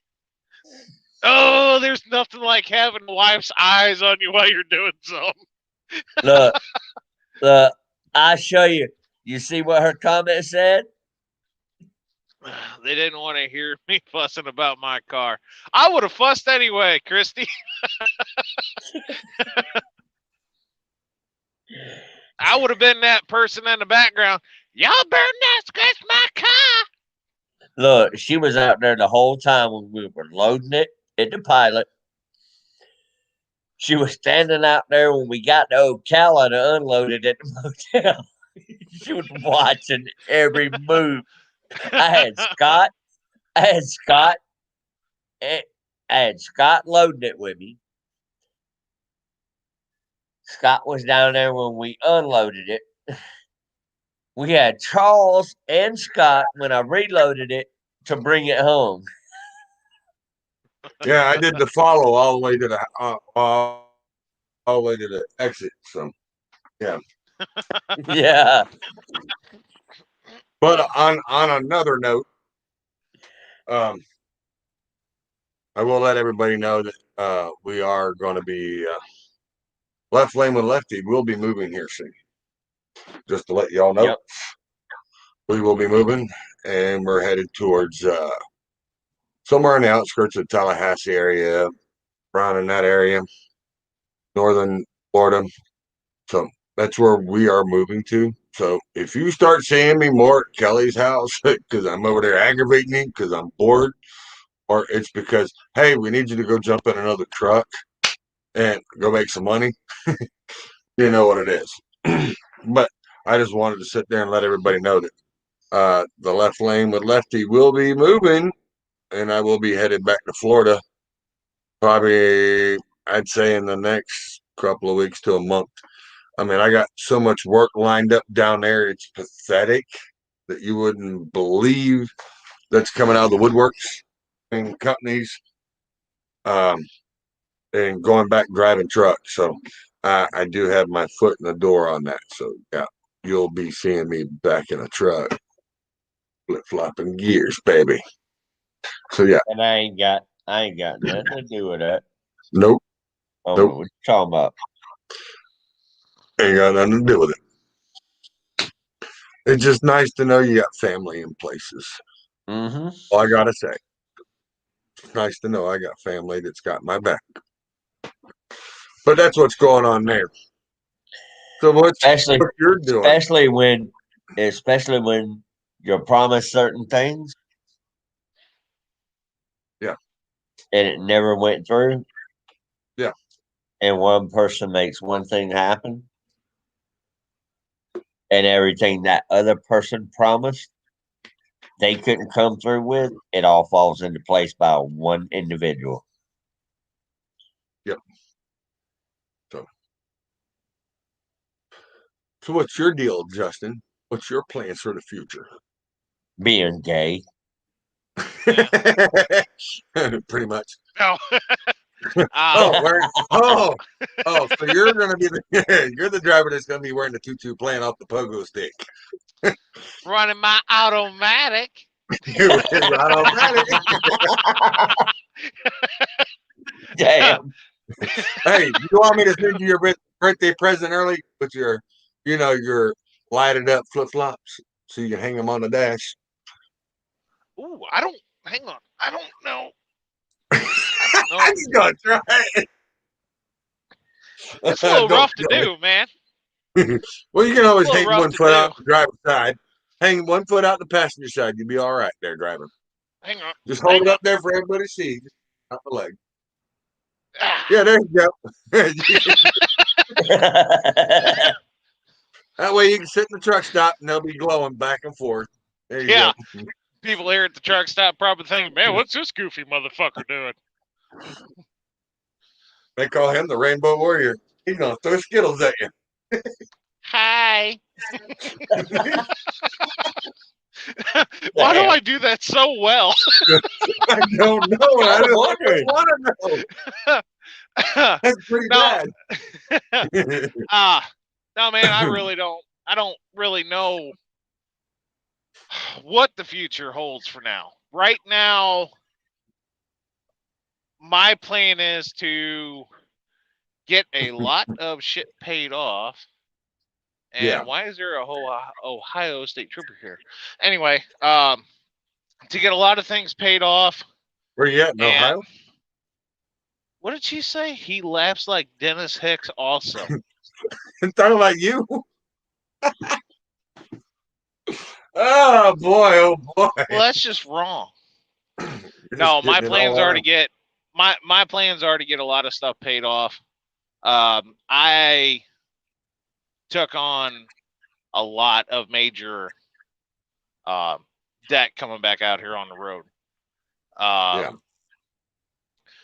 Hopefully, within the next 5 to 6 months, if maybe sooner, if stuff Mhm. doesn't work out for my brother, I'm hoping to actually put him in a truck over here. As long as stuff doesn't work out for him. Now Yeah. it's not saying that I'm not gonna get another truck and then put another truck over here. I just have to find that right certain individual. I just don't want to throw some Joe Smo in my truck and I don't know anything about you. I Yeah. know where a 2014's at for sale. No, I don't want it. Brand new Mhm. motor. Don't want it. That's right. That's right. Don't want it. Hey, and it's only been Got a molested by brand new Scott. motor, ain't got but 35,000 miles on the I don't want drivetrain. it. I don't Yeah, want it. and hey, I'm hey, I'm hold on. I'm Let me thinking speak. about Let me speak. It's uh, only been molested once by Scott, so you'll be all right. yeah, that is totally a deal breaker. Sorry. I would have had that damn thing sanitized with a COVID vaccine shot. I mean, it's for Wow. sale. That's why it's for sale. It couldn't get the shot. Yeah. No, I've actually been looking at the old T800s again. Oh, are you? I kind of miss my old T800. They're good And trucks. Even though yeah, Kelly says they're a poor man's Peterbilt, hey, they're still good trucks. I like Kenworths. dude, I loved my T800. It was a mean son of a gun with a 3406 cat. It was a 2002 3406 cat, had a brand new 10-speed in it. Had 373 rear ends. It was a day cab. That was when I was doing that sand trade back at home. Yeah. When we did the local runs from our town to one town over, we were always grossing at right around 95,000 because that was all state of Missouri would allow us to do. Yeah. But even the time when the scales had messed up at the silo, one load may be like 105, one load may be 115. It just varied that the next couple of days. But even with that 3406 that I had, boy, you could not tell you were that heavy. God, I miss that motor. I miss that truck. I screwed up. Cat makes a good motor. Yeah. They do Kelly, make you're a good not in this. I'll keep. Hey, hey, I worked on cat. Trust me. I've had cats. I will keep. We ain't talking about the little kitty cats that go meow meow. We're talking about the lions that roar. I will keep. I will keep my ISX 600 horsepower motor all day long. 2050 torque, 18 speed, reverse overdrive, brand new drive line from the oil cooler to the rear ends all day long. And he's hoping he has his truck to look like that one day. No, Hey, that's a good looking truck. that's a gay truck. That's a good looking truck. Hi. Don't do Huh. Look, I like my little slow left lane truck. I mean, slow right lane truck. No, it's slow left lane truck. Yeah, he's got one of those slow left lanes. Yeah. Oh, so he's a valley driver pretending to be Prime or Swift. Bingo. Yeah, that's what he's working with. At 90 mile an hour. See, and I can tell you that Volvo kit they got for that Peterbilt, I'm telling you, that Volvo looks really good when you pop that hood. That big old red motor hangs out. Yeah. Says Volvo right on it. Does it? Oh yeah. You know what, Charles? You just gave me an idea. So did I? Yeah, you did. Me and Glenn got them big motors in them ball But motors. the only problem is just make sure you don't end up there. No, Facebook no, prison. no, Because no. if you This would do, I be have to get you a badge and make one for you. no. That way This you can this wear it would proudly. actually. Get out of your truck, wear it proudly. I got a buddy at home that will make up any decal for me, and I think I know what I'm gonna have him make up. Well, good. Give me his number so I can get some more of these made. What, you're gay Good. and you're happy? Fuck, man, I can pick that up here at the truck stop. All Say he's it, got to do, bud. all he's got to do is find a CR England driver. They got hands full. So I think there's Yeah, one look at- about 4 trucks down. no, he's got one for you. Just picking, Hi. guys. Just picking. Just picking. Yeah, we're not putting anybody down or picking them back up. Or bending over. Hey, no soap picking up over here. No. Just because I've been to jail doesn't mean I go that way. So That's right.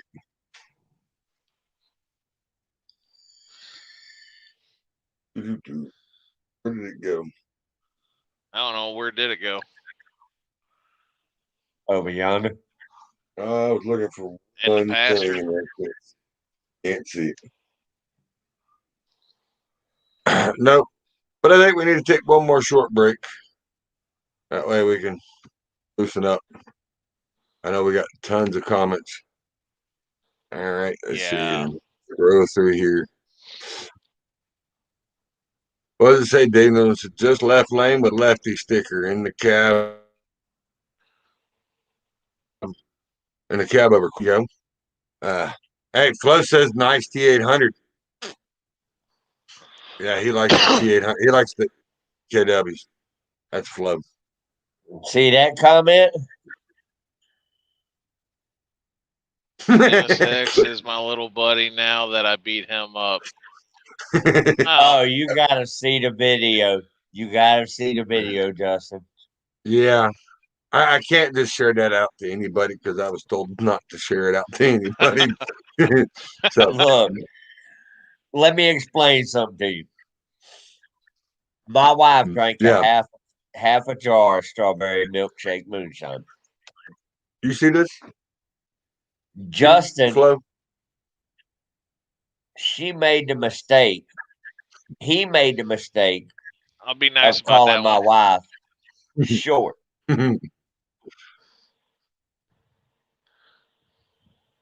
Let's just say that short comment he made towards my wife after she done had a half a jar of strawberry milkshake moonshine didn't work out too good for Dennis. No, because it really sucked because it really was a bad moment because it involved a panda head in that storyline. Hang on. And it just, Roger's it got a just looked- point. What? Roger's got a point. He's calling Kelly out. Look at that. LOL as he's wearing a cat hat. Yep. Hey, and I bought him. I bought him that hat because he couldn't find one around the dealer that he was at, and the dealer that I go to all the time had that hat. Miss Christie's got a nice one. It's almost like a Two-tone. corduroy. Yeah, it's a two-tone, but it's corduroy and leather Brown. and brown. But it says Caterpillar. Yep. She really likes her hat. Oh, don't get me wrong. I love old school Caterpillar motors. I love them. New shit, Cummins all day long. Except for the X15s. It's kind of a mix up for me though. It's a 50-50. I like the cat motors, and I also love my Cummins motors. See that? Oh, that's nice. That's What's my that, wife. brown lid? Yeah. Yeah, it's a really nice hat. And the bad thing is, hers was cheaper than Kelly's. And mine's Well, that's because nothing special.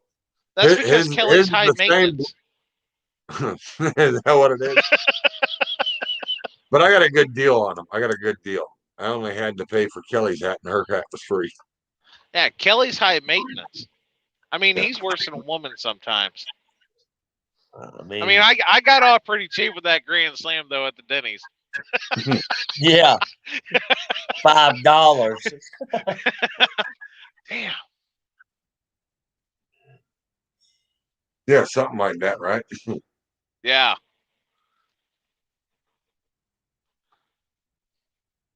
Hold on, I let me think all see. the Denny's are the only ones that are open nowadays, realistically. Could All be. these country prides are shutting down little by little. Well, I also heard over here on 81 at the Petro at exit 29 on 81 Yeah, in Virginia, yeah. they're actually going to close it down, that Iron Skillet restaurant on the inside, and go to just a they were saying something about maybe doing like a roach coach type of thing, a taco. That's it. What? Yeah, they're getting rid of. But I also think part of that's because of Virginia doing their mask and all that crap thing going on over there. They still make you wear a mask in Virginia, where Tennessee you don't have to. Now you can actually pretty much run around being normal again. But Florida, you Virginia, don't need a. yeah, and Virginia, you got to have a mask going into the store, going pretty much anywhere over there. That's just ridiculous. It is. I figured once I got back here to Ohio, it would be pretty bad, but it's actually they're pretty easy over here. I don't wear one. I don't either, but And won't.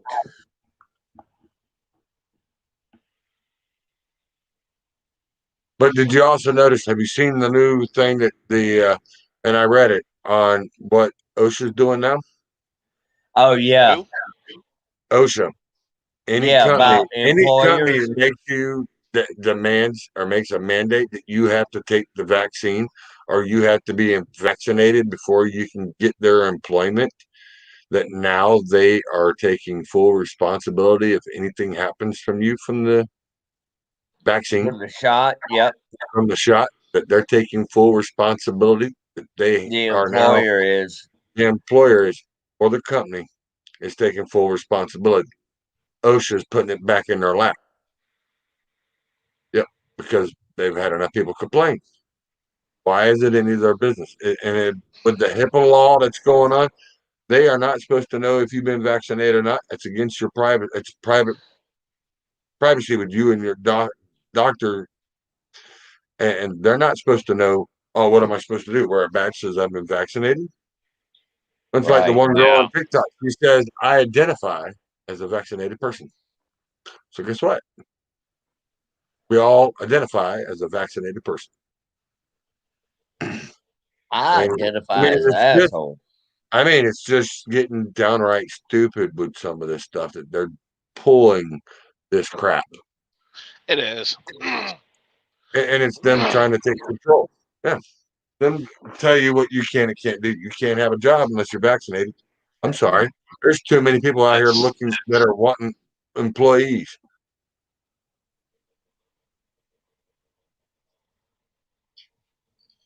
There's a lot of people nowadays that just don't want to work anymore, too, though. That's Well, You true. know, why once- would you want to? Why once- would you want to work? Why would you want to work a minimum wage job, regardless if it's minimum wage, medium wage, whatever? And the government's gonna give you all this fucking money. Yeah, true. Yeah, In that's the why- beginning of it, that's yeah. why- But now they're cutting back on the unemployment. Yeah, I think there's 17 states that are now that are standing up against it. Tennessee's one of them. As of July 1st, all funds of it canceled. They're done with it. Our governor Bill Lee sat there and said, "No, we are not going to keep funding these people because one, we can't keep affording to go in ourselves in debt, and two, people need to go back to work." Right. And same thing with Florida. Florida's doing the same thing. They're rejecting the funds. They're like, "No, sorry, people want to go back to work." What's that?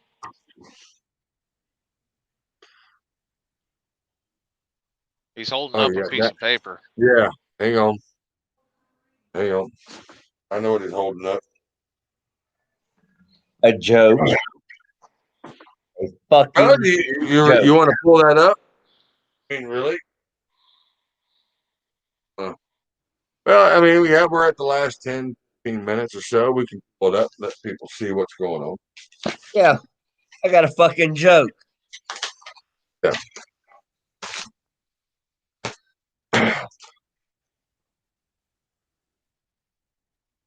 You see what that's Wow, from, right? it's got the name on it that we don't speak of. Yeah. This is a fake. The cease and desist order. Or Because letter, guess not an what? order. It's not an Guess what? order. It's a letter. Yeah. Do you see anything on this piece of shit letter? It says notary or lawyer. Well, for Notary, one, I lawyer.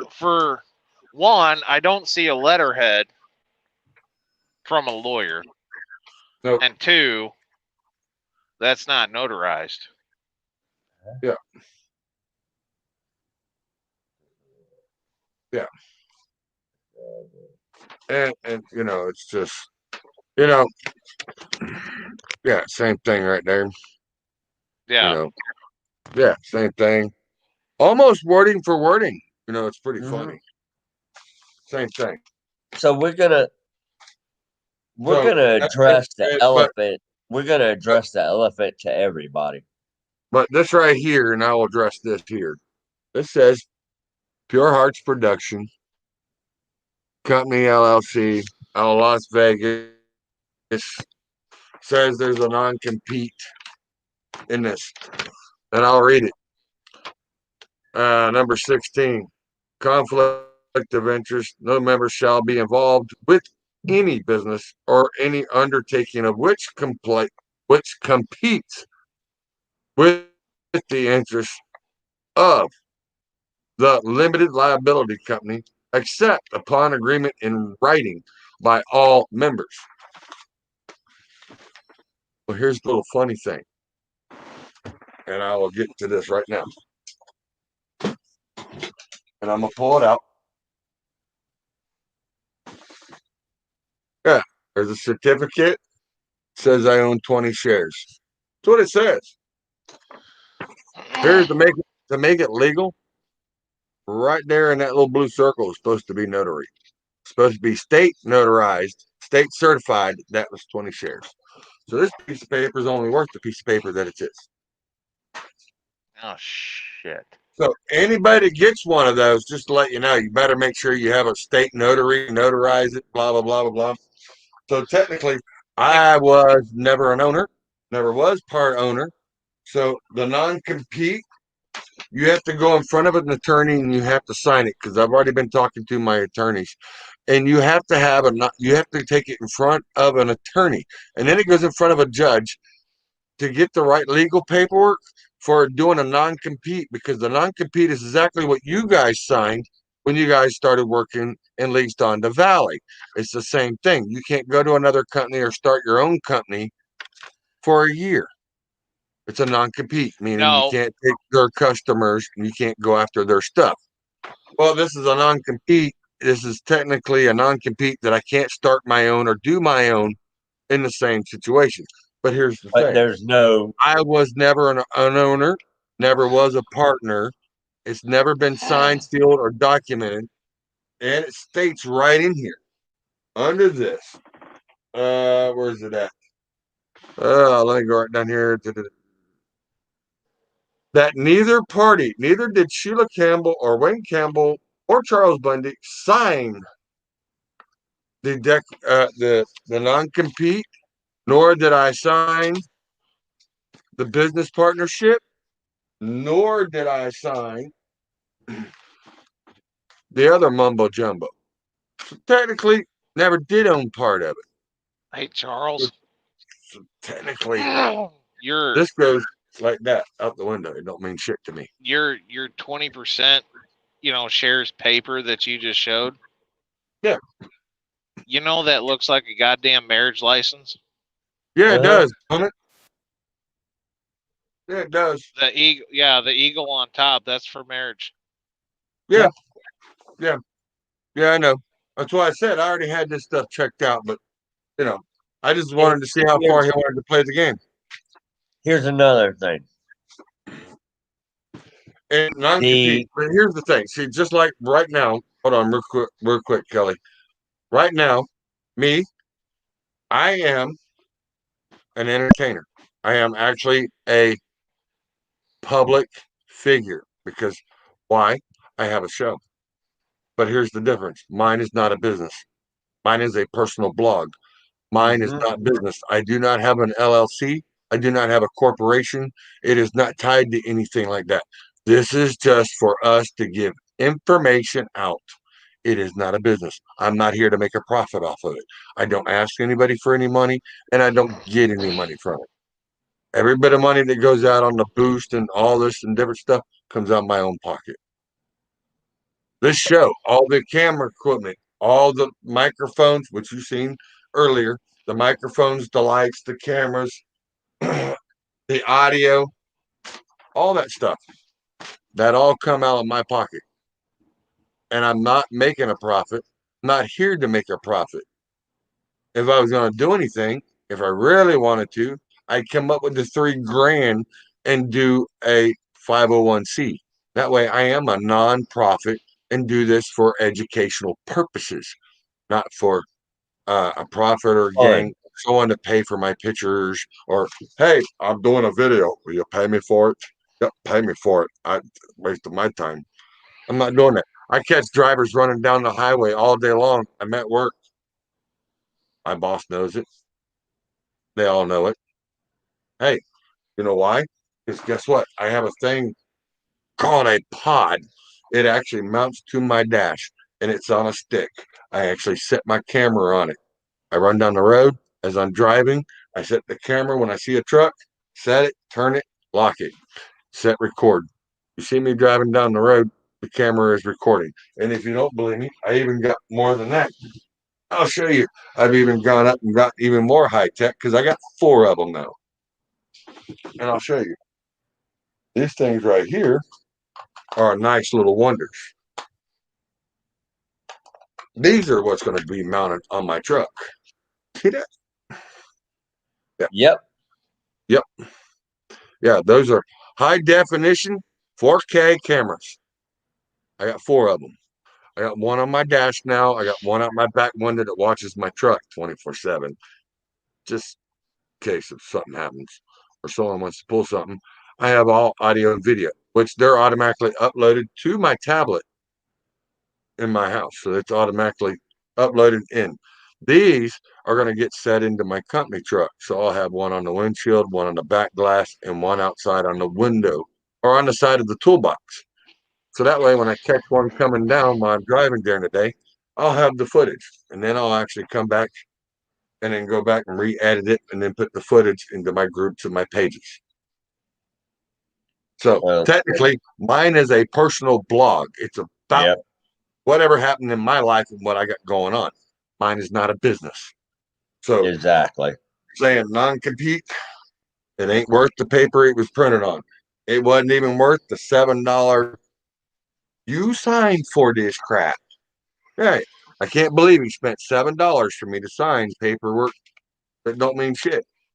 It's not been through it. In order to get a cease and desist order, you actually have to go to an attorney. You have to go in front of a judge, and the judge has to grant it. Guess what? You have to do one in every state. Everybody else is hanging one up. I'll just hang up a permit. Fuck it. Well, here's the problem with this whole ordeal, and I'm going to address this issue because I've got 8 years behind this piece of shit. March 23rd, I was sitting in Arizona. Matter of fact, I was sitting in Eloy, Arizona, with Dennis. Hold on. At the Flying J.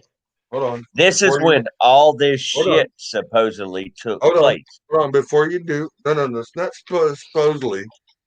Let's get in here and do this right. We're gonna do this right. 23rd. All this stuff took place that we were taking videos and taking pictures of his RV and all this shit. I was in fucking Arizona. Right there at my finger. Well, this is mine, but mine says right there at my finger says March 17th.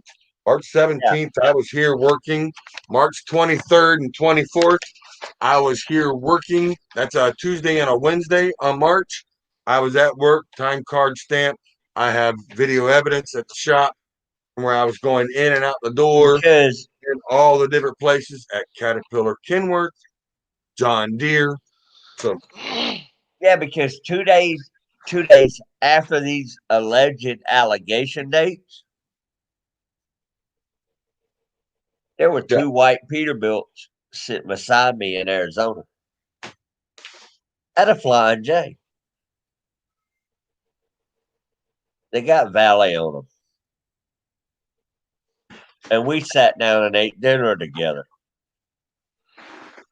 But I was supposedly in Wildwood taking pictures of this motherfucker. Yeah. just like let's see. I like to know how I did that because man, I worked a 12-hour day and then somehow got in my truck, drove into the middle of the night, went and took pictures all the way in Wildwood, Florida, and then drove all the way back here to be at work and be a full day again, another 12 hours. That's a full almost 40 hours of no sleep, no rest. Where in the hell did I get the money for the fuel to do all that? I Really? want to know who your dealer is. That's what I'm saying. Yeah, but see here. Hey. Here's my issue. My dealer's Mountain Dew, man. Mountain Dew. To sit there and say I was taking pictures of your RV in an RV park right there by Wildwood, that's one thing. But to sit there and claim I was in your RV along with that man right there and two other people, man, that was a full house. Taking pictures of you and your wife while you were asleep. I was nowhere around Wildwood in March. I was in Arizona.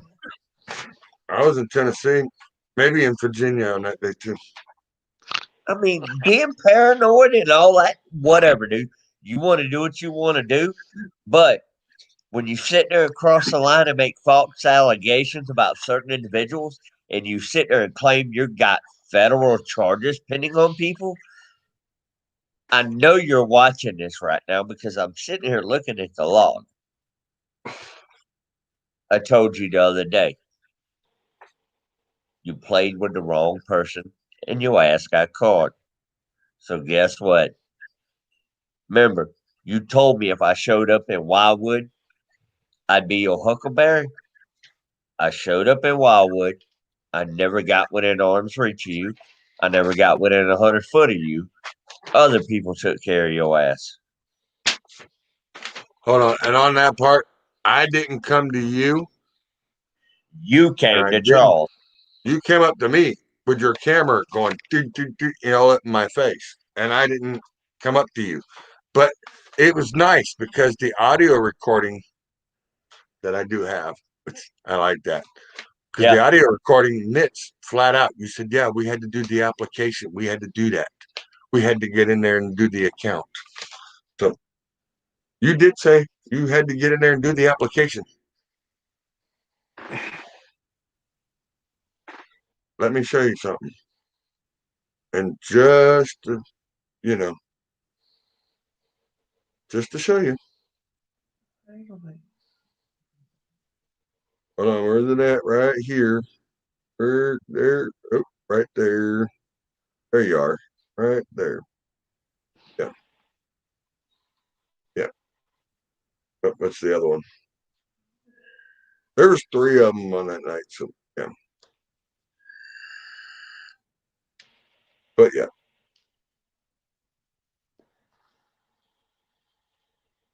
Yeah, plain and simple.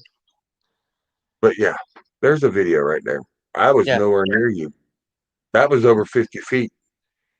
But here's the thing. Let me do this real quick. Just to clear the air out here. Yeah. Just to so clear it everybody knows, I'm still waiting for my black turtleneck to come in. You know, Got to get it. But if I do look clearly on that photo, there is somebody putting hands on somebody right there. Yep. That's somebody putting hands right at someone's throat. And then they wonder why that someone wanted to beat the shit out of them. I do have it on video. I have every bit of it. I have every bit of it where hands were put on this man more than one time before this man because even I thought was about doing anything. I was completely away from all that shit. So was I. I was over by Kelly when all that And crap started. and when that shit went down and that individual got grabbed up, Yep, and pulled I away. went running over there to collect and grab that son of a bitch because I knew the person that grabbed him was going to get his ass whooped by grabbing him. So I went over there and grabbed him and calmed the whole situation down. If I wanted to, I could have taken care of everything that's ever been said. And I told him, I'm not the one you got to worry about. It's everybody else around me you got to worry about because there's other people looking for you. But I can guarantee you this, and I know he's watching because I'm looking, and I'm looking at the follow content on this right now. I see you in Walcott. You can guarantee what didn't happen in Wildwood. No, it won't. And take No, it this won't. to the No, bank. it won't. No, it won't. No, it won't. Do not No, it won't. come around me. Nope. Stay away from me. Keep my name out your mouth. That's your warning. Enough is enough. We've had it. We're done with your bullshit, dude. I know you're watching this feed because I'm looking at it. Go away. We are Hide. Do whatever you got to do. We're done with this. Stay away from us. So leave us alone. We're not messing with you. But we had to clear the air so people will quit sitting there asking us what the hell's going on. Why are we picking on you? It's not us picking on you. Really? And then here's the bad thing is you had other company owners help you put this shit together because you thought it was funny. It's not funny. If I was 5 years earlier and I didn't have to worry about that woman that's sitting in my living room, yeah, I did say my living room, my house. I pay the mortgage. I pay the bills. No, you don't. Wow. No, you don't. No, you Oh, don't. no. Remember? Are you sure about that? Are you sure about that? Remember? Hold up, Charles. Do I need to pull up the mortgage payments? I mean, I got them right here in the drawer. I can pull them right out. Every single one of them. Hey, $520 every month. yeah, but Charles, somebody else says different. You live off your mama. Well, damn. But we know different. Okay. How in the hell do I live off my mama when she only gets roughly $700 a month? Well, funny. Well, her mortgage payment took her most of her check. So how in the hell the rest of it? I mean, where we buying groceries? How we're getting gas for the car? How we paying the insurance? House insurance? Water bill, gas bill, electric bill. I mean, I guess. Hold on. I know what it is. Hold on. I bet. I got it. Oh, Magic Mountain Dew bottle. Tell me how my bills are going to be paid next month. I'm sorry. No, here's the thing. I don't sit out here and bust my ass for 12 to 14 hours a day doing what I do, hurting my back, putting on 5 gallons of spray shit, toting sprayers, pressure washing all day, running a 6,500 PSI pressure washer, washing trucks, cleaning sidewalks, pressure washing buildings, and then going in there and then picking up transmission parts, dry shafts, hydraulic cylinders, starters that weigh 300 pounds. I mean, I do it all with this hand. I mean, there's no reason why that arm shouldn't be looking like that. But it is. It's all screwed up, scarred up. But it's the only one I got. And it's the only way I make a living because guess what? I got to pay my bills. But Right, just luckily, things have changed and things are working better in my situation. That's the reason why we're moving. And that's why we're going to be down to where I'll be back in a seat. well, Guaranteed back in the it seat. ain't just that though, Charles. It's the things he tried to do to people and put people in situations they had no business being in. They had no clue about. It's like Justin, you know, he pretty much put a lot of blame on Justin, and Justin had no clue. Yeah. Until Justin was notified about it. Yes, until Justin was notified. No, until Justin found out about it. Was not notified, but found out about it, and old J-Dog here was not a happy fucking camper. And then called him out on it. I'm not gonna have somebody sit there and talk to my friends and threaten my friends and Hang on. make false allegations towards my friends, threaten people with fake lawsuits and Oh yeah, that's think right. he's somebody and doing all this and all that. I'm telling, plain and simple, leave us alone. Let the shit go. Move your ass on with your pity ass 10 followers on your sorry ass show because you can't get nobody to damn give you money and go away. If you don't go away, I'm going to expose you for what you really are. I know you better than anybody. Anybody you got following you, anybody you've tried to con. You play games, I play games. But remember, your little fake lawsuits and your little fake federal indictments, guess where you got to come to? County that I live in, county that man over there is supposed to be living in. And guess what? You got warrants, bitch. Come play with me. I know where you will live. I know who you work for. Leave it alone and walk away, or I'll make your life miserable. Plain and simple. Don't you ever, ever, ever make a threat towards my job ever again. You're messing with the wrong people. Go away, dude. Disappear like you did when you was with your ex-wife. Go bye-bye. Nobody wants to hear your repetitive bullshit that you've been spewing for the last 5 years. It's the same thing every other day.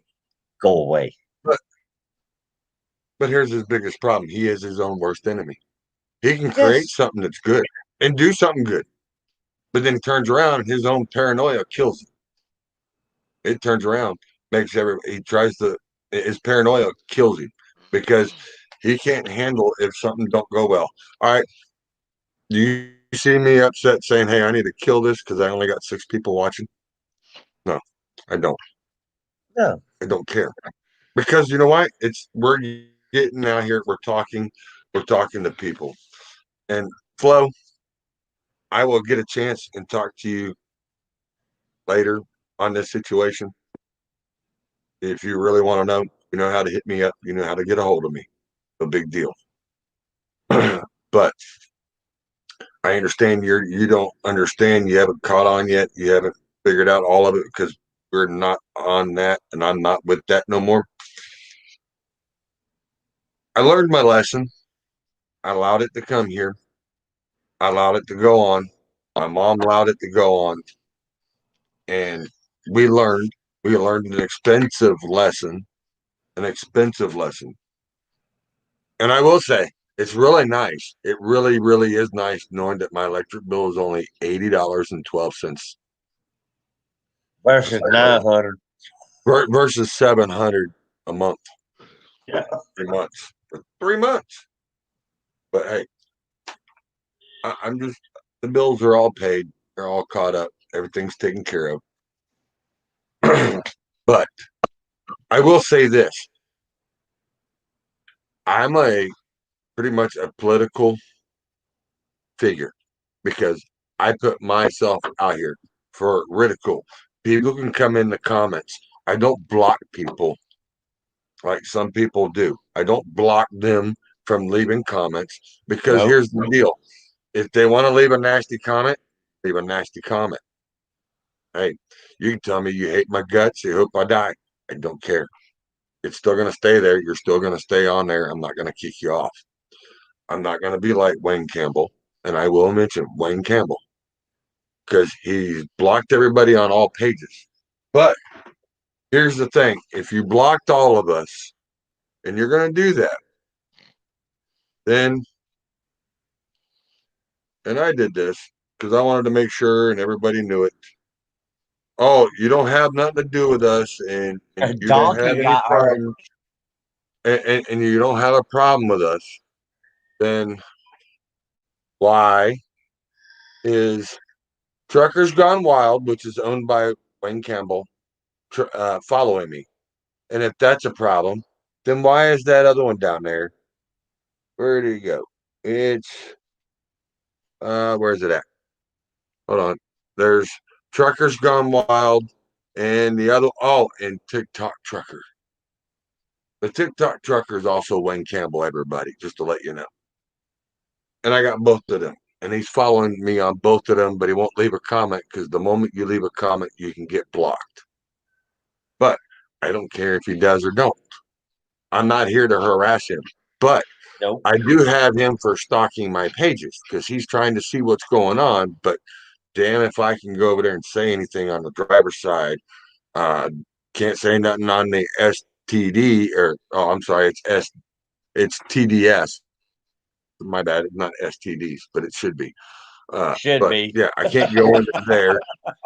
Can't go in there. Can't do any of that. I mean, it is what it is. It's not that I'm here trying to cause trouble, but we're getting it out here, letting everybody know this is what he does to people in the background. If you got something on him and you know it, and it's the truth, he'll start sending you this to tell you to shut up, don't speak about it. You can't say nothing. You can't do anything. All this is a civil matter. If you really, really had to push it, it's a civil matter saying you can't talk about me or my show. Well, guess what? You put it. Your show is done by Pure Hearts Production. It is a production company which does shows, which And he means don't you're a own host, which means you're shit. the host, which means you are a political face front of your company, which is just like any other business. Just like if Fox News had their host, which is like, let's say, Sean Hannity. I said, I hate you, Sean Hannity. You can go pound sand. Guess what? I still watch Ain't the nothing show you can every do night. about it. Ain't nothing they can do about it because it's the freedom of speech, the First Amendment of rights. You can't shut me up for sitting there telling you that you're a dumbass. First Amendment is a son of a bitch. I'm telling you, and this is infringement on my rights of me being able to speak and tell the truth. Well, Because you're trying not to tell only me that that, I can't tell anybody what you have done, and if I do, you're going to get me in trouble. well, not only that, Sorry, but the you are a First political Amendment, figure. You are a yeah, host. the First Amendment overrides all that bullshit. Second off, Yeah. the letters that me and you and two other people got ain't worth the ink they Yeah, I wrote think on three because they're not actually. I think notarized there's by three a of them. judge or anything.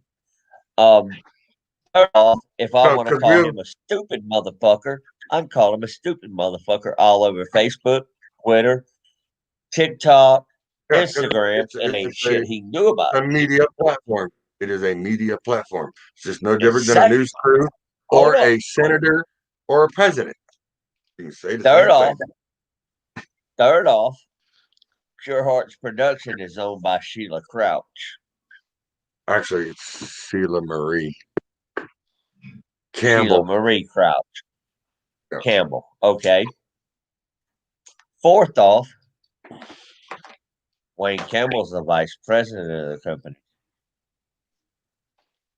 So guess what? Public record. You can look it up on You're an Nevada's open book business scrutiny. website.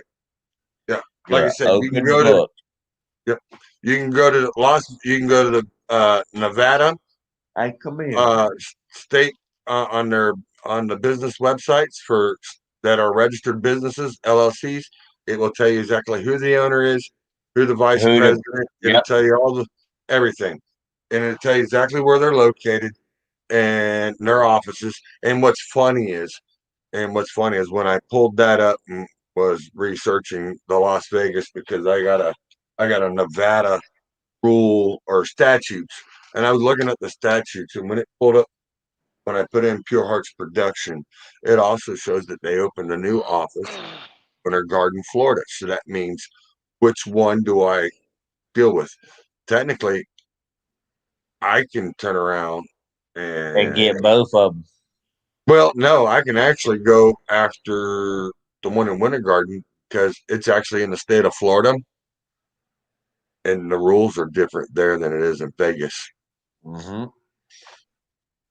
So I'm just saying, it's a whole different ball game when it comes to Florida, and especially with it being in Winter Garden, Florida.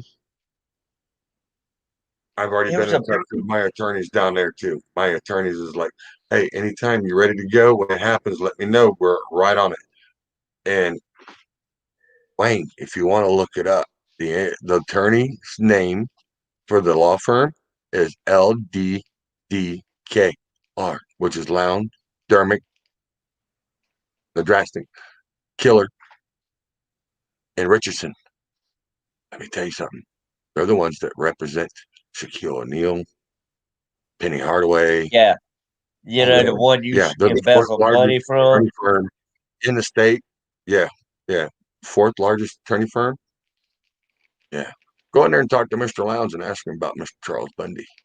Mr. Lowndes says, that's my buddy, my friend. See, so don't go there. I'm so over the bullshit. I've had enough of it. I've kept my mouth shut I'm for done a with long it. time. I'm done with it. Let me. I backed this man up when people put him in a corner to make him look better than what he was, because I thought he had changed a lot. I thought he changed his life around. I thought he finally got his shit together. Well, everything's about him. Whatever he can get out of anybody, that's what he wants. Sheila is not innocent by no means. All right there with him, all wrapped up in it. Well, she's married to him. People so she knows the inner thinking of him. So people seen that shit firsthand in Wildwood. Yeah. I will tell you this now, and I will tell everybody. If he crosses me, he comes at me, there will be no more him. No, I'm giving him a warning. I'm gonna give him a warning. Stay the fuck away from me when we in Walcott. Do not come looking for me. Do not bother me. Yeah. Leave me alone. If not, I'm not going to be there by myself. If not, it'll be like it was in Wildwood. He'll be escorted off the property. Exactly. Yes. Yeah, he'll be escorted off the property like he was in Wildwood. Bill Tristan is not going to save your ass in Walcott. Leave me alone. Don't come around my truck. don't come around. Any Valley employee that is in the parking lot, don't come around. Anybody I know there, stay away from everybody. Matter of fact, best thing you need to do is stay your ass in New Jersey. Does it help that I've been playing with the marinara sauce packet? No.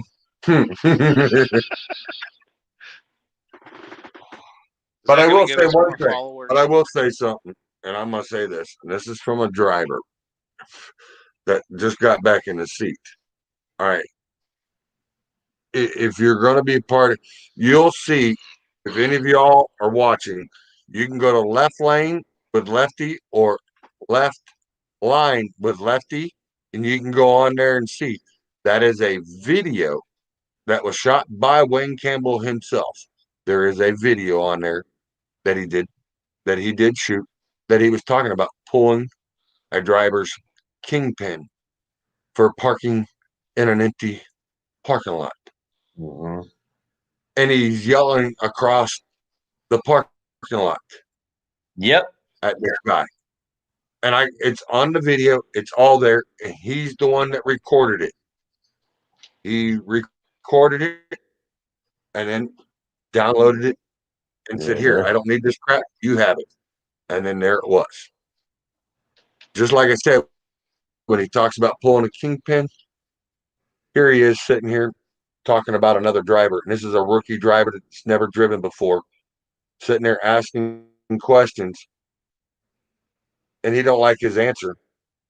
So the boss calls him, and then he sits there and gives off one of these.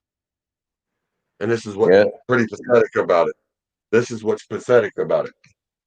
Is this you? Why are you going to do this to a driver? If you're for the driver, you're about the driver, and I'm not making this up. No, Hold I've on. seen the video. Yeah. Your fucking warrant don't ever go over my fucking head again, you motherfucker, you. Really? Really? All because Your fucking warrant don't ever go. when the new guy questions you on a load, then calls the boss, then the boss tells me he called him. And then you're going to sit there and say, "Hey, you MFer, don't you ever go over my head." This is a guy. This is a guy, y'all. That ain't been in the seat in 5 years. No, hold on. This is a guy that's only been in the seat 2 weeks. He finally got his license back. Congratulations. But he's only been in the seat 2 weeks, and he's threatening a rookie driver. Really? Come on. Who's for the driver? I'd rather stand out there and give you the information and go, "Hey, man, all right. Hey, if you got a problem, call the boss. Ask him." And I'll tell the boss, "Yeah, it's something I didn't know," or, "Hey, I gave him the information, but he wanted to double check with you." Plain and simple. Look at that. Look at that. So that's all I'm saying. What you staring at, Justin? I'm staring at someone hack Charles' shit, man. They're Ain't talking nobody about hack Charles' shit. That's me. No, I'm serious. They're talking about how gay your Peterbilt is and how manly No. mine is. No, it says Justin has a gay Peterbilt. Kelly has a man's Peterbilt. No, that's a typo. No, it ain't, because I typed it. But Me and from my here on out, marinara sauce packet. hold on. But I will say this from here on out on this video. I will not mention Wayne Campbell. I will not say Wayne Campbell. I will not have anything to do with Wayne Campbell. I am not bothering him. I'm not harassing him. I'm not chasing him down. But the one thing I will say, Wayne Campbell, stop following my pages, because now it's harassing me. I know you may have somewhat of a right, you might think, but I'm telling you, it's a personal blog, so I can actually go in there and have Facebook remove you. Trust me, I've already been on the phone with them yesterday on it, because someone gave me their direct line. So I won't tell you who or how I got it, but I got it. But I am going to tell you, see this shit. Get off my pages, quit following me, and quit trying to stalk me like I'm some prey and you're the predator. you don't want to go that round with me. You've already learned. I know a little more than what you think I know. Just saying. But that's all I got to say. No more. What No his more. I'm best not thing, bothering you. Not messing with you. what his best thing to do is keep my name out his mouth, your name, and anybody associated with us Yeah. name out his mouth. Because if he don't, and we get the lawyers involved, Yeah. it's gonna be bad for him. Because right now there's two that I have right now. One in Orlando, one here. Because one here was laughing all the way out the door when I said, here, this is what I got, and started laughing out the door and says, those ain't notarized, those ain't signed, and they ain't been in front of a judge. So he goes, you ain't got nothing to worry about. I said, well, I was just letting you know what I got. And he goes, you sign anything on the business? I said, nope. And he goes, he can't do shit, can't say shit. And possession is 9/10 of the law. I said, thank you. Yep. And by the way, yeah, that cost me $500 to get that information. But he said, not a problem. I'll keep that $500 as a retainer. So if you need me again, got me covered. I said, okay, thank you.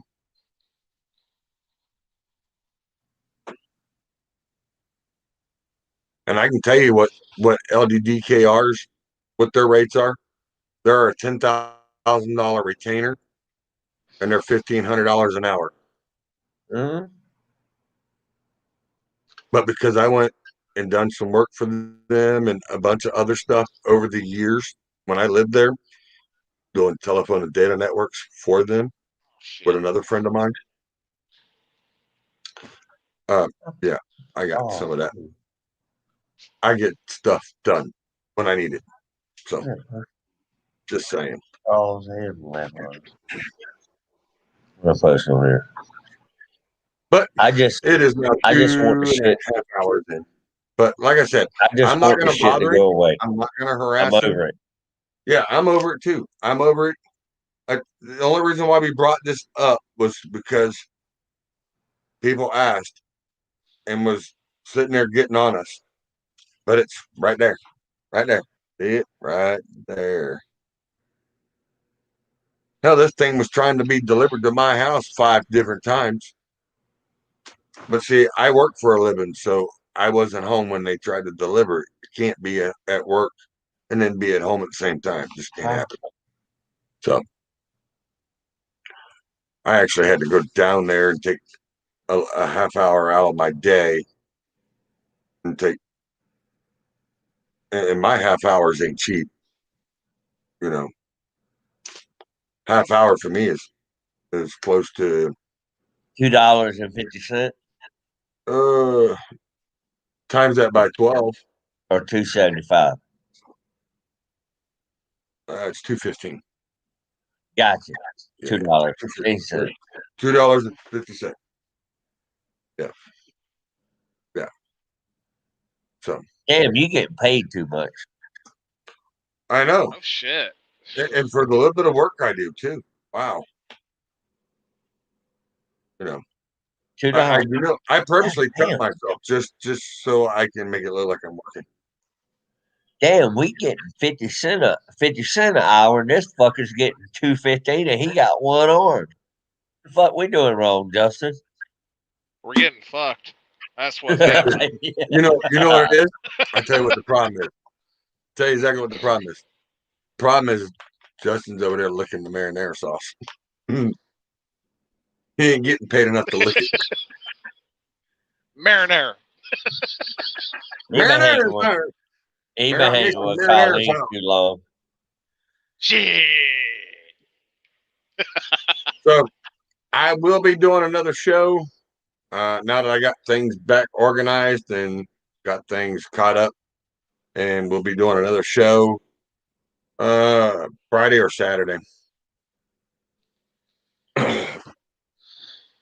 What about you, Justin? You want to come on Saturday? Would it be another set? Well, this time we'll actually start at 8 because we actually had issues that before we started because when I realized what time it was, I was in the middle of eating dinner. So, yeah, I'm sorry. Mama wanted dinner late. She didn't She wasn't feeling too good. When she woke up from her nap, she wanted something to eat. So dinner was a little late. I was going to go on, and I figured she would sleep till about 10. Yeah, that didn't happen. Right. So, Yeah, and then that's where that went. we'll see Yeah. where I'm at next Saturday. All right. Hey, He'll hang be on, at hang on. home. Can I wear my black turtleneck? Yes, Yeah. yes. Hey, Yes.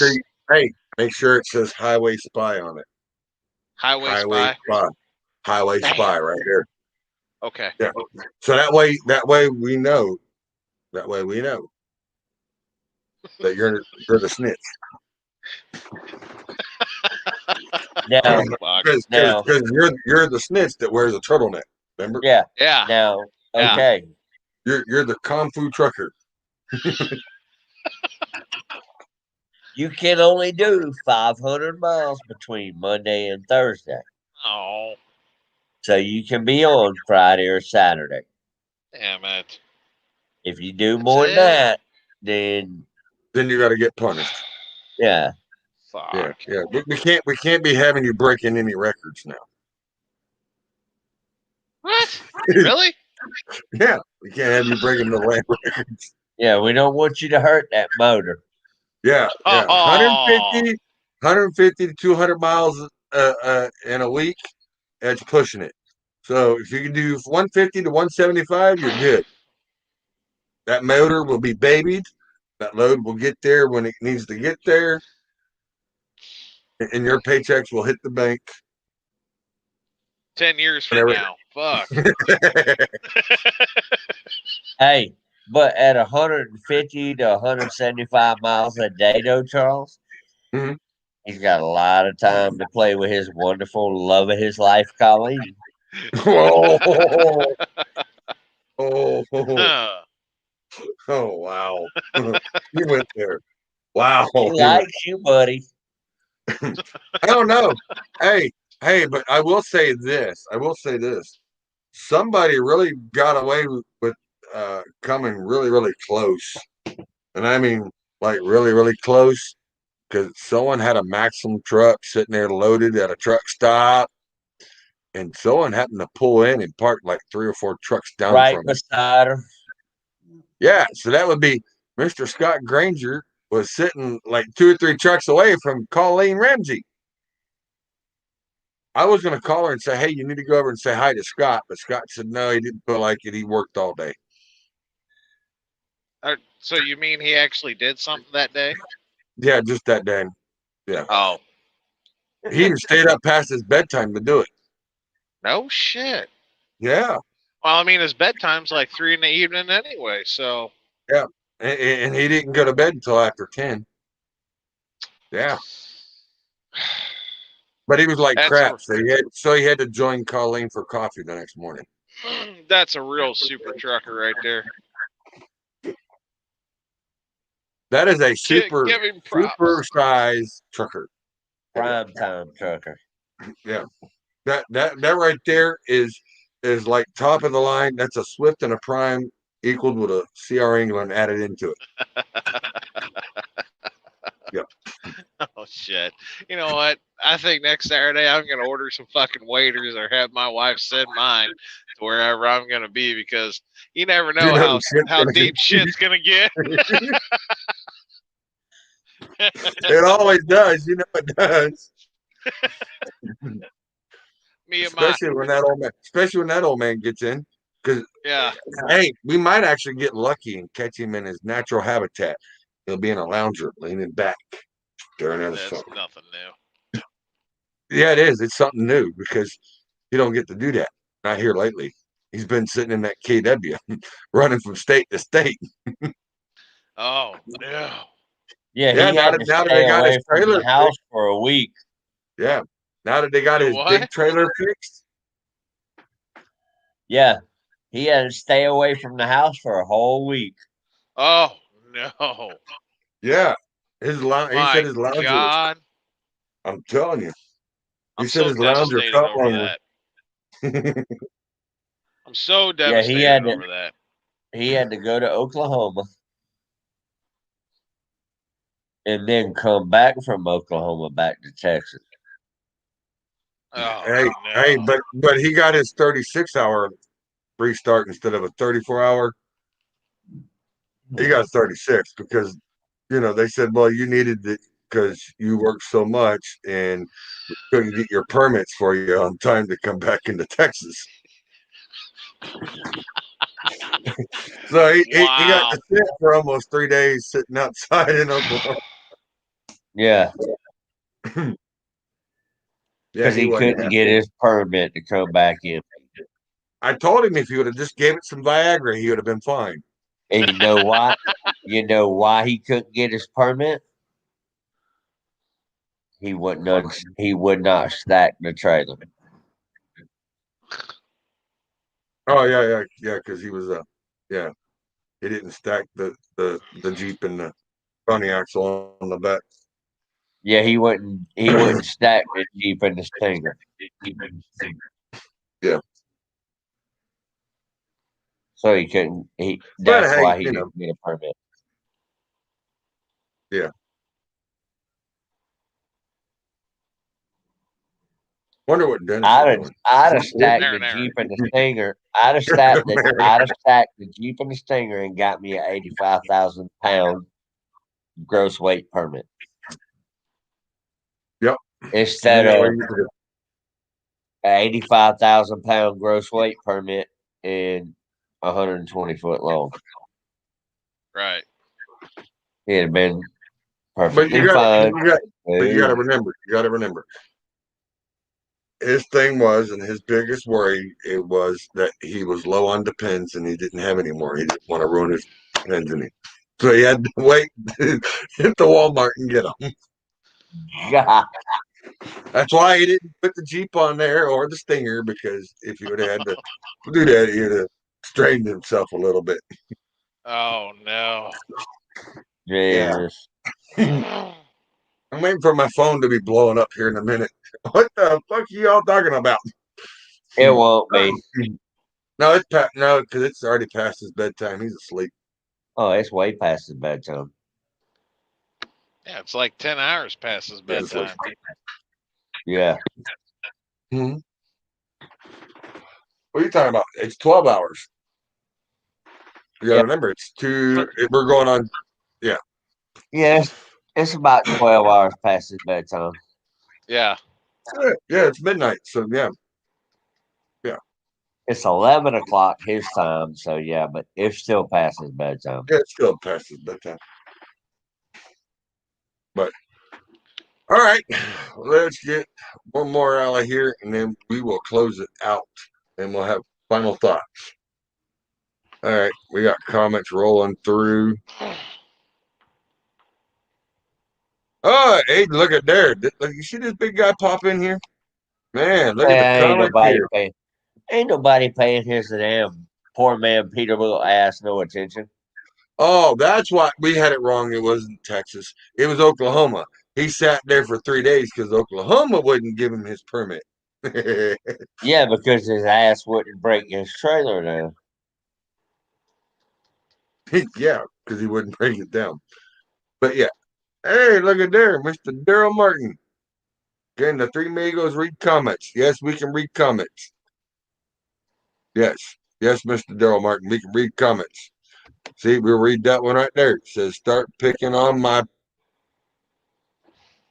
penny trucker butt. What? Monkey butt. Hmm. Whatever that means. I don't know what that means. Is penny lick butt?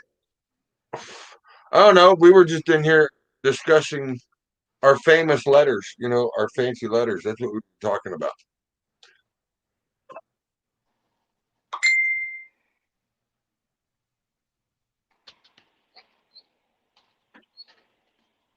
Oh, well, that ain't no problem. Hang on. Where you at?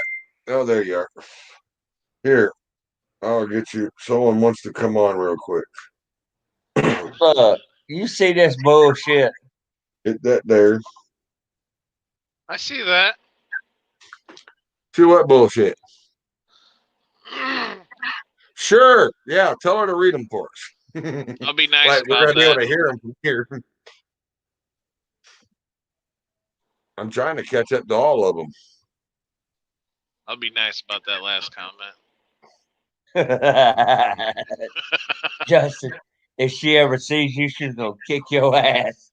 I know. Hey, that's why I'm hey, not I going like- to be somewhere. Hey, but I like this right here though. Read that comment, Justin. The past is the past. See, the past is in the past, but his future actions will cost him. Yeah, you're probably right. You can only be a jackass for so long before you turn into a bigger jackass and you end up screwing the shit out of yourself.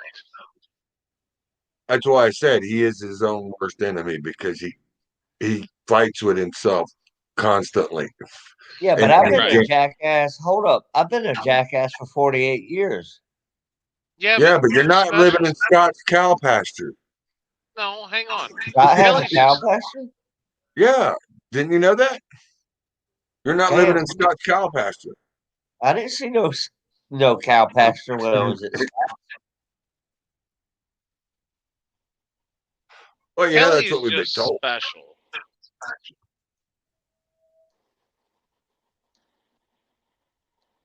I'm just trying to He's just figure out where special. that cow pasture was at, because there ain't no cow pasture in Scott's house. Oh, well, here you go. Here you go. Daryl Martin Justin says wears Justin's high wearing heels. high heels. Don't be jelly, brah. hey, but Best Kelly- comment of still the my night, hero. right there. Best comment you of the night, right there. No, it's not. Mhm. That's another typo. that's another typo. Yeah, Daryl forgot not. No, it's okay, Justin. I'll be your hero too. Shit. Fuck. All right, you see that? I'll be nice about that one too. Thanks. LOL. They need my help a lot. LOL. Well, maybe Yeah, we Kelly, do. but I mean, you know. Look at Flo right on there. Kelly, if you wasn't a jackass, nobody would pick you. That's 100% That's a good one, true Flo. right That's a there. good one, Flo. That's another super hit. I'll take that Yeah. compliment. That one right there. That right there, I like. Yep. Another great I show. will take that compliment from that Canadian prick. Yes. He's still good. He's still great. All right, we're gonna do a video real Hey, quick. something again.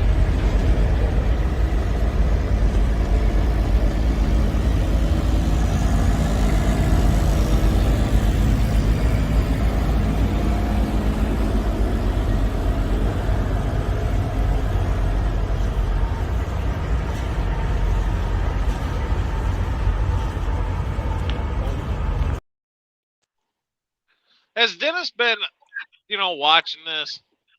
I don't Has he know. been seeing the harassment that I've been taking? No, Fucked. Misty got his ass on lockdown. Uh-oh.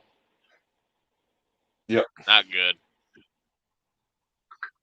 Yeah, he's with Misty right now, so yeah, he ain't Oh. seeing none of this. He won't see this until he decides to get too drunk and turn his phone on. Yeah, at about 3:00 in the morning.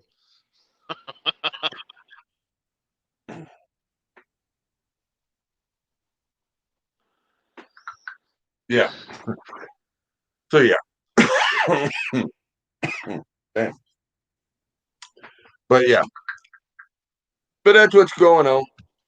So we're gonna do a short film. We're gonna I'll do another run from the truck shows, and then we'll end it out with Justin's video, and then we'll all say goodnight and go out from there. With Justin's gay video. Yeah. So here we go. Every damn time.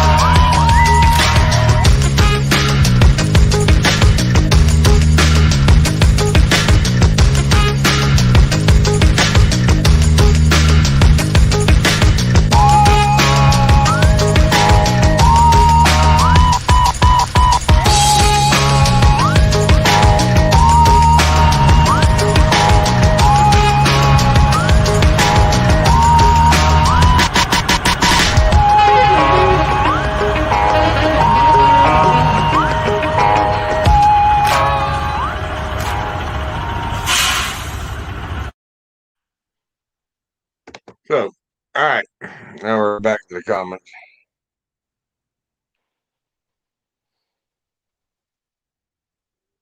What do you say? Who? Daryl says I haul equipment, lawnmowers. And then you got your buddy Flo. He says, that's what he says. Oh, yeah, I agree with Flo. That's the killer. That's the killer.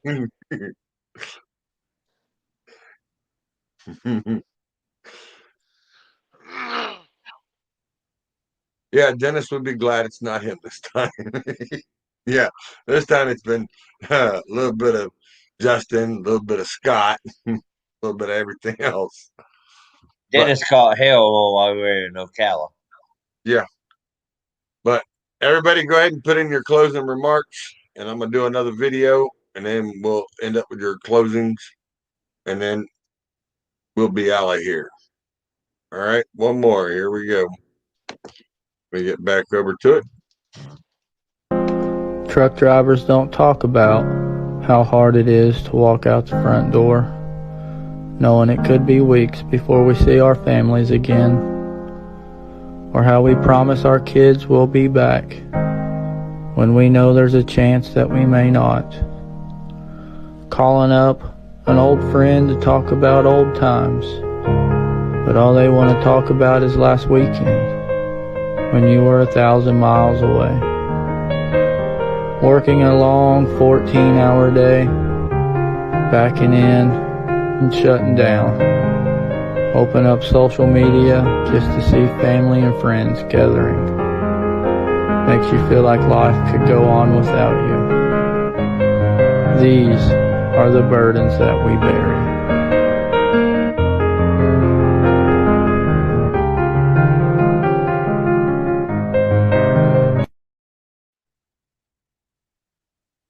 So, all right, let's get over here to closing comments. All righty. Let's see what we got. Oh, Daryl Martin says a major 3-ring circus. Where's the clown show? Well, Daryl, It's on the we up. left. We already discussed the clown in the room, and it's we booted it out. We didn't want to deal with it no more. Then we got Miss Christie. Yeah. Yep, telling everybody to be safe. She said, "Nice talking with you. All stay safe." Dave Newland says, "I was on the show earlier. Thanks. So happy. Good night." Yes, sir. You have a good night. Mr. Daryl Martin put on a smiley face. Sir, you get a chance, hit me up sometime tomorrow. We'll talk some more. I haven't talked to you since beginning of the week. And it's been one of those days. All righty, what else we got? That's it. We'll go up here. Flo says, laugh out loud. And then we got oh, back up.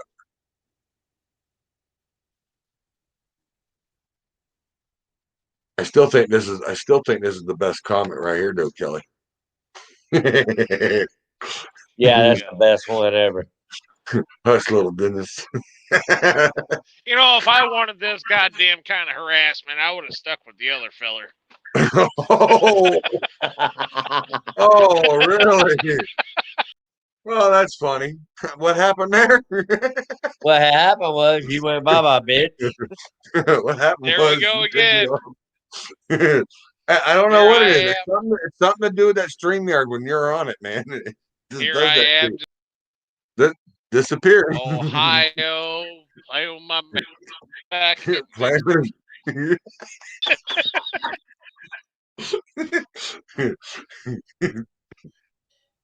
I'm buying a new set of.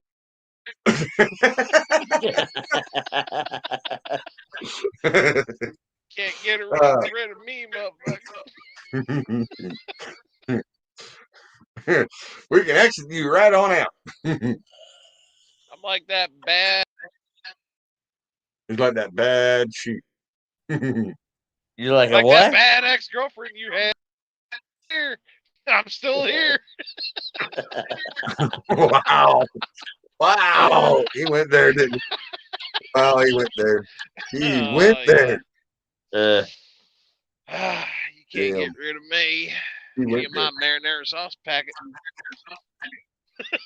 we got that marinara sauce. That's my new logo.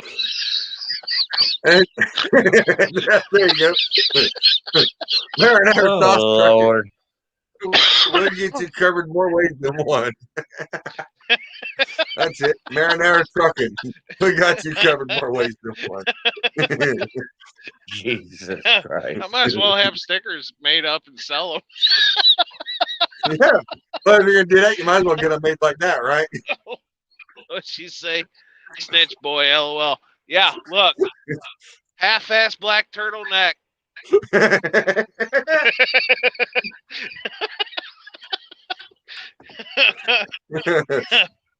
That's Just pregnant. Sheep call. sheep call. What the fuck? Who said that? Was that Glenn? No, that was Daryl. Oh, what the fuck? Sheep call. Can't keep track of these. Hang on. He would know about her. She is a problem now.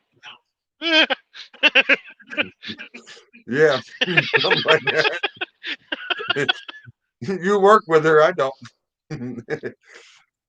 Daryl Martin said, "Daddy." He's definitely talking to Kelly. No. You trying to say Kelly's an old Billy Goat? No. He looks like it. Oh, damn, that's rough. Them fighting words there. You Look, youngin. I mean, come on.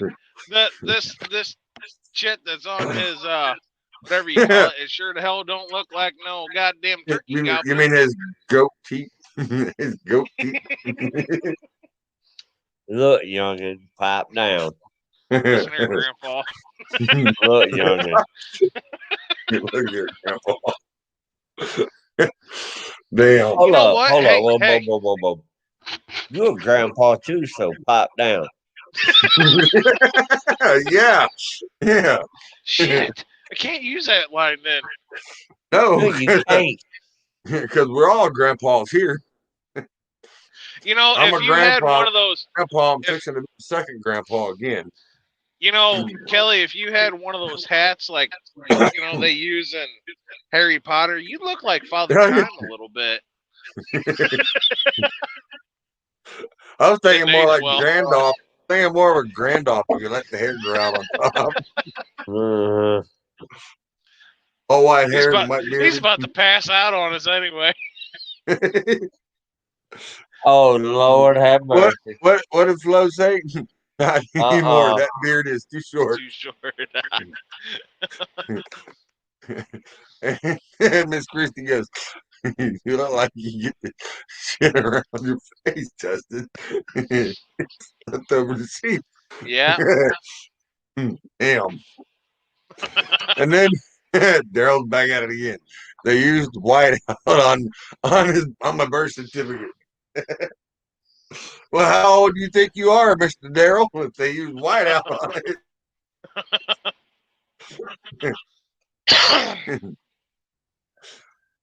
Watch Kelly. He is a grandpa. He's asleep.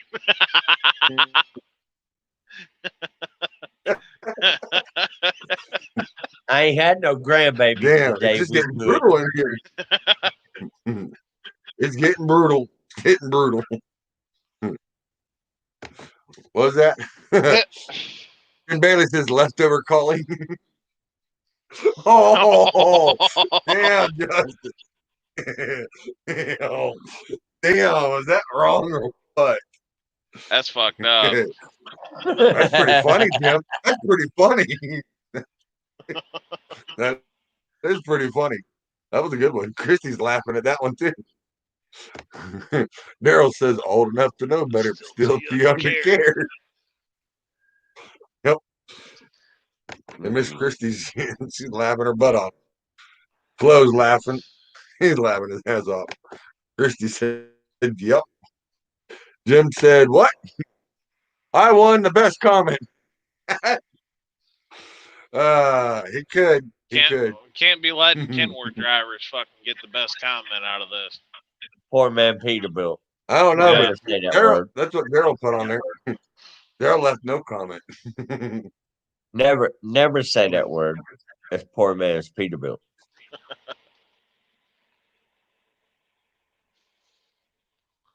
All right, That's fellas. what a Kenworth. That's what a Kenworth is. A poor man's Peterbilt. If you say so. No, that's what it is. Poor Oh, man's what'd you Peterbilt. say? Oh, Biggest wow. STD comment. What? Yeah. Damn. Damn. She's on it tonight. I'm telling you. Daryl says I drive a Zuzu. Can't pick on him driving a Kenworth no more. He drives in a Zuzu. He drives him a Chevy. Yeah. Hey, guess what, Charles? What? It's been quiet the last 2 hours. Has 3 it? hours. Why is it so quiet at your house? It's covered up. Oh, that's right. No squawking. Yeah.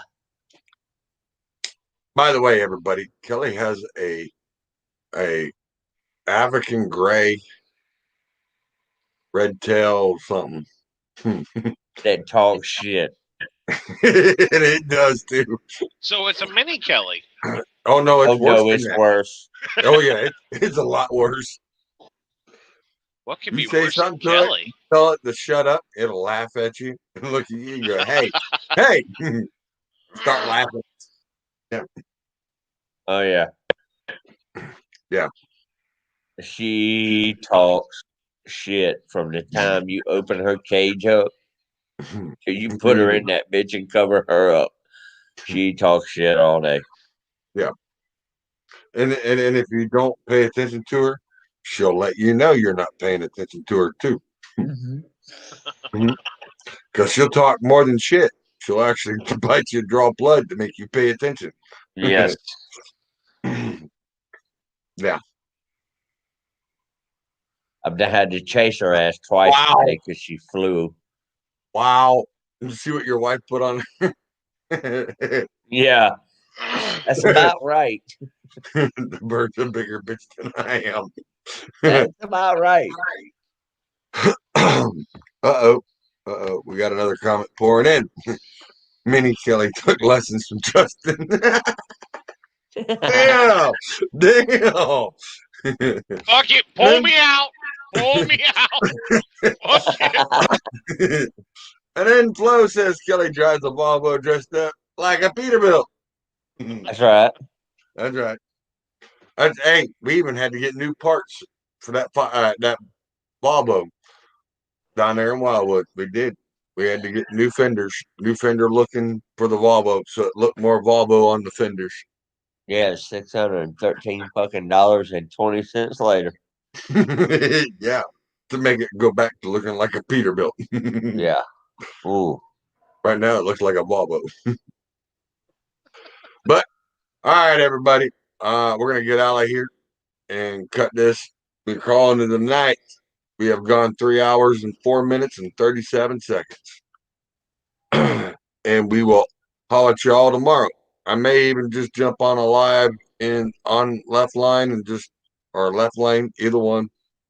Just jump on, do a live, see what everybody else is doing, just to chit chat. Oh, Christy says, I am really going to bed now, laughing my ass off. Not y'all. And Flo says, ouch. Yep. And Daryl says, not sorry for having picking on y'all in a while. Got to make up. Yes, Daryl, it's been a long time. It's been a while. Yep. So, good night, y'all. Y'all got anything you want to say? Good night. Night. I'm out. Kelly's out. Justin's still licking on his marinara sauce, but he's out. And that's it, folks. I'm glad y'all stopped in. We were serious in the beginning.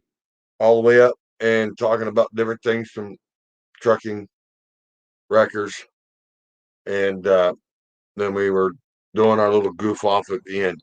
I think that's more important for us to blow off steam and be able to get things out that need to be getting out and getting it off people's chest, because we don't need to be sitting here and holding it in. So if you guys got anything you want to discuss or talk about, put it in on the pages.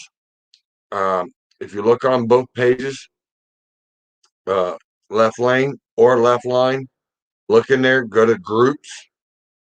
They're right there, just underneath the main page. Go to groups, click on them, leave a message in there or message me, because it goes directly to me on the messenger. And then we'll come up with something for next Saturday for what we need to talk about, from towing to trucking, towing, trucking, towing, trucking, or anything in between. If you want to talk about families, anything from mental health, driving stress, whatever you all want to talk about. That's what this platform's for. It is for us to talk with everything. And left lane, that is for me to catch most of you drivers out there in the left lane and be able to get your backstories on your trucks and just chill out, hang out with people, and get to know you, and know that there is a platform for you all to come. You can check out your videos. I mean, I do videos of large cars. I also do videos of plastic cars. I also do videos of old wreckers, new wreckers, accident scenes. I mean, I'm around. I do quite a bit. I have some old footage that I am going to bring up on the next one. I just got to get get everything worked out, because I've only got so much space on this one to fill, and then I got to sit there and upgrade it, and I'm at the max that I can go on here. But I do have Rumble. Left Lane with Lefty is on Rumble, and that's the name of it, is Left Lane with Lefty. Go on there. I got videos put up on there. This will be up on there, and a couple others will be on there too. And that's how we're going to do it. So you all have a good night. Peace out. I know my finger's messed up, but as you can tell, it's not that it's broke. I got a pulled hamstring in my, or whatever you want to call it, in that finger, and I've been working on it ever since the knuckle got broke. Trying to straighten it out. But peace, y'all. Later. Y'all have a good night. Be safe. Sunny side up. Rubber side down. And if you're in the left lane, hammer down. Get out my way. And outlaw it.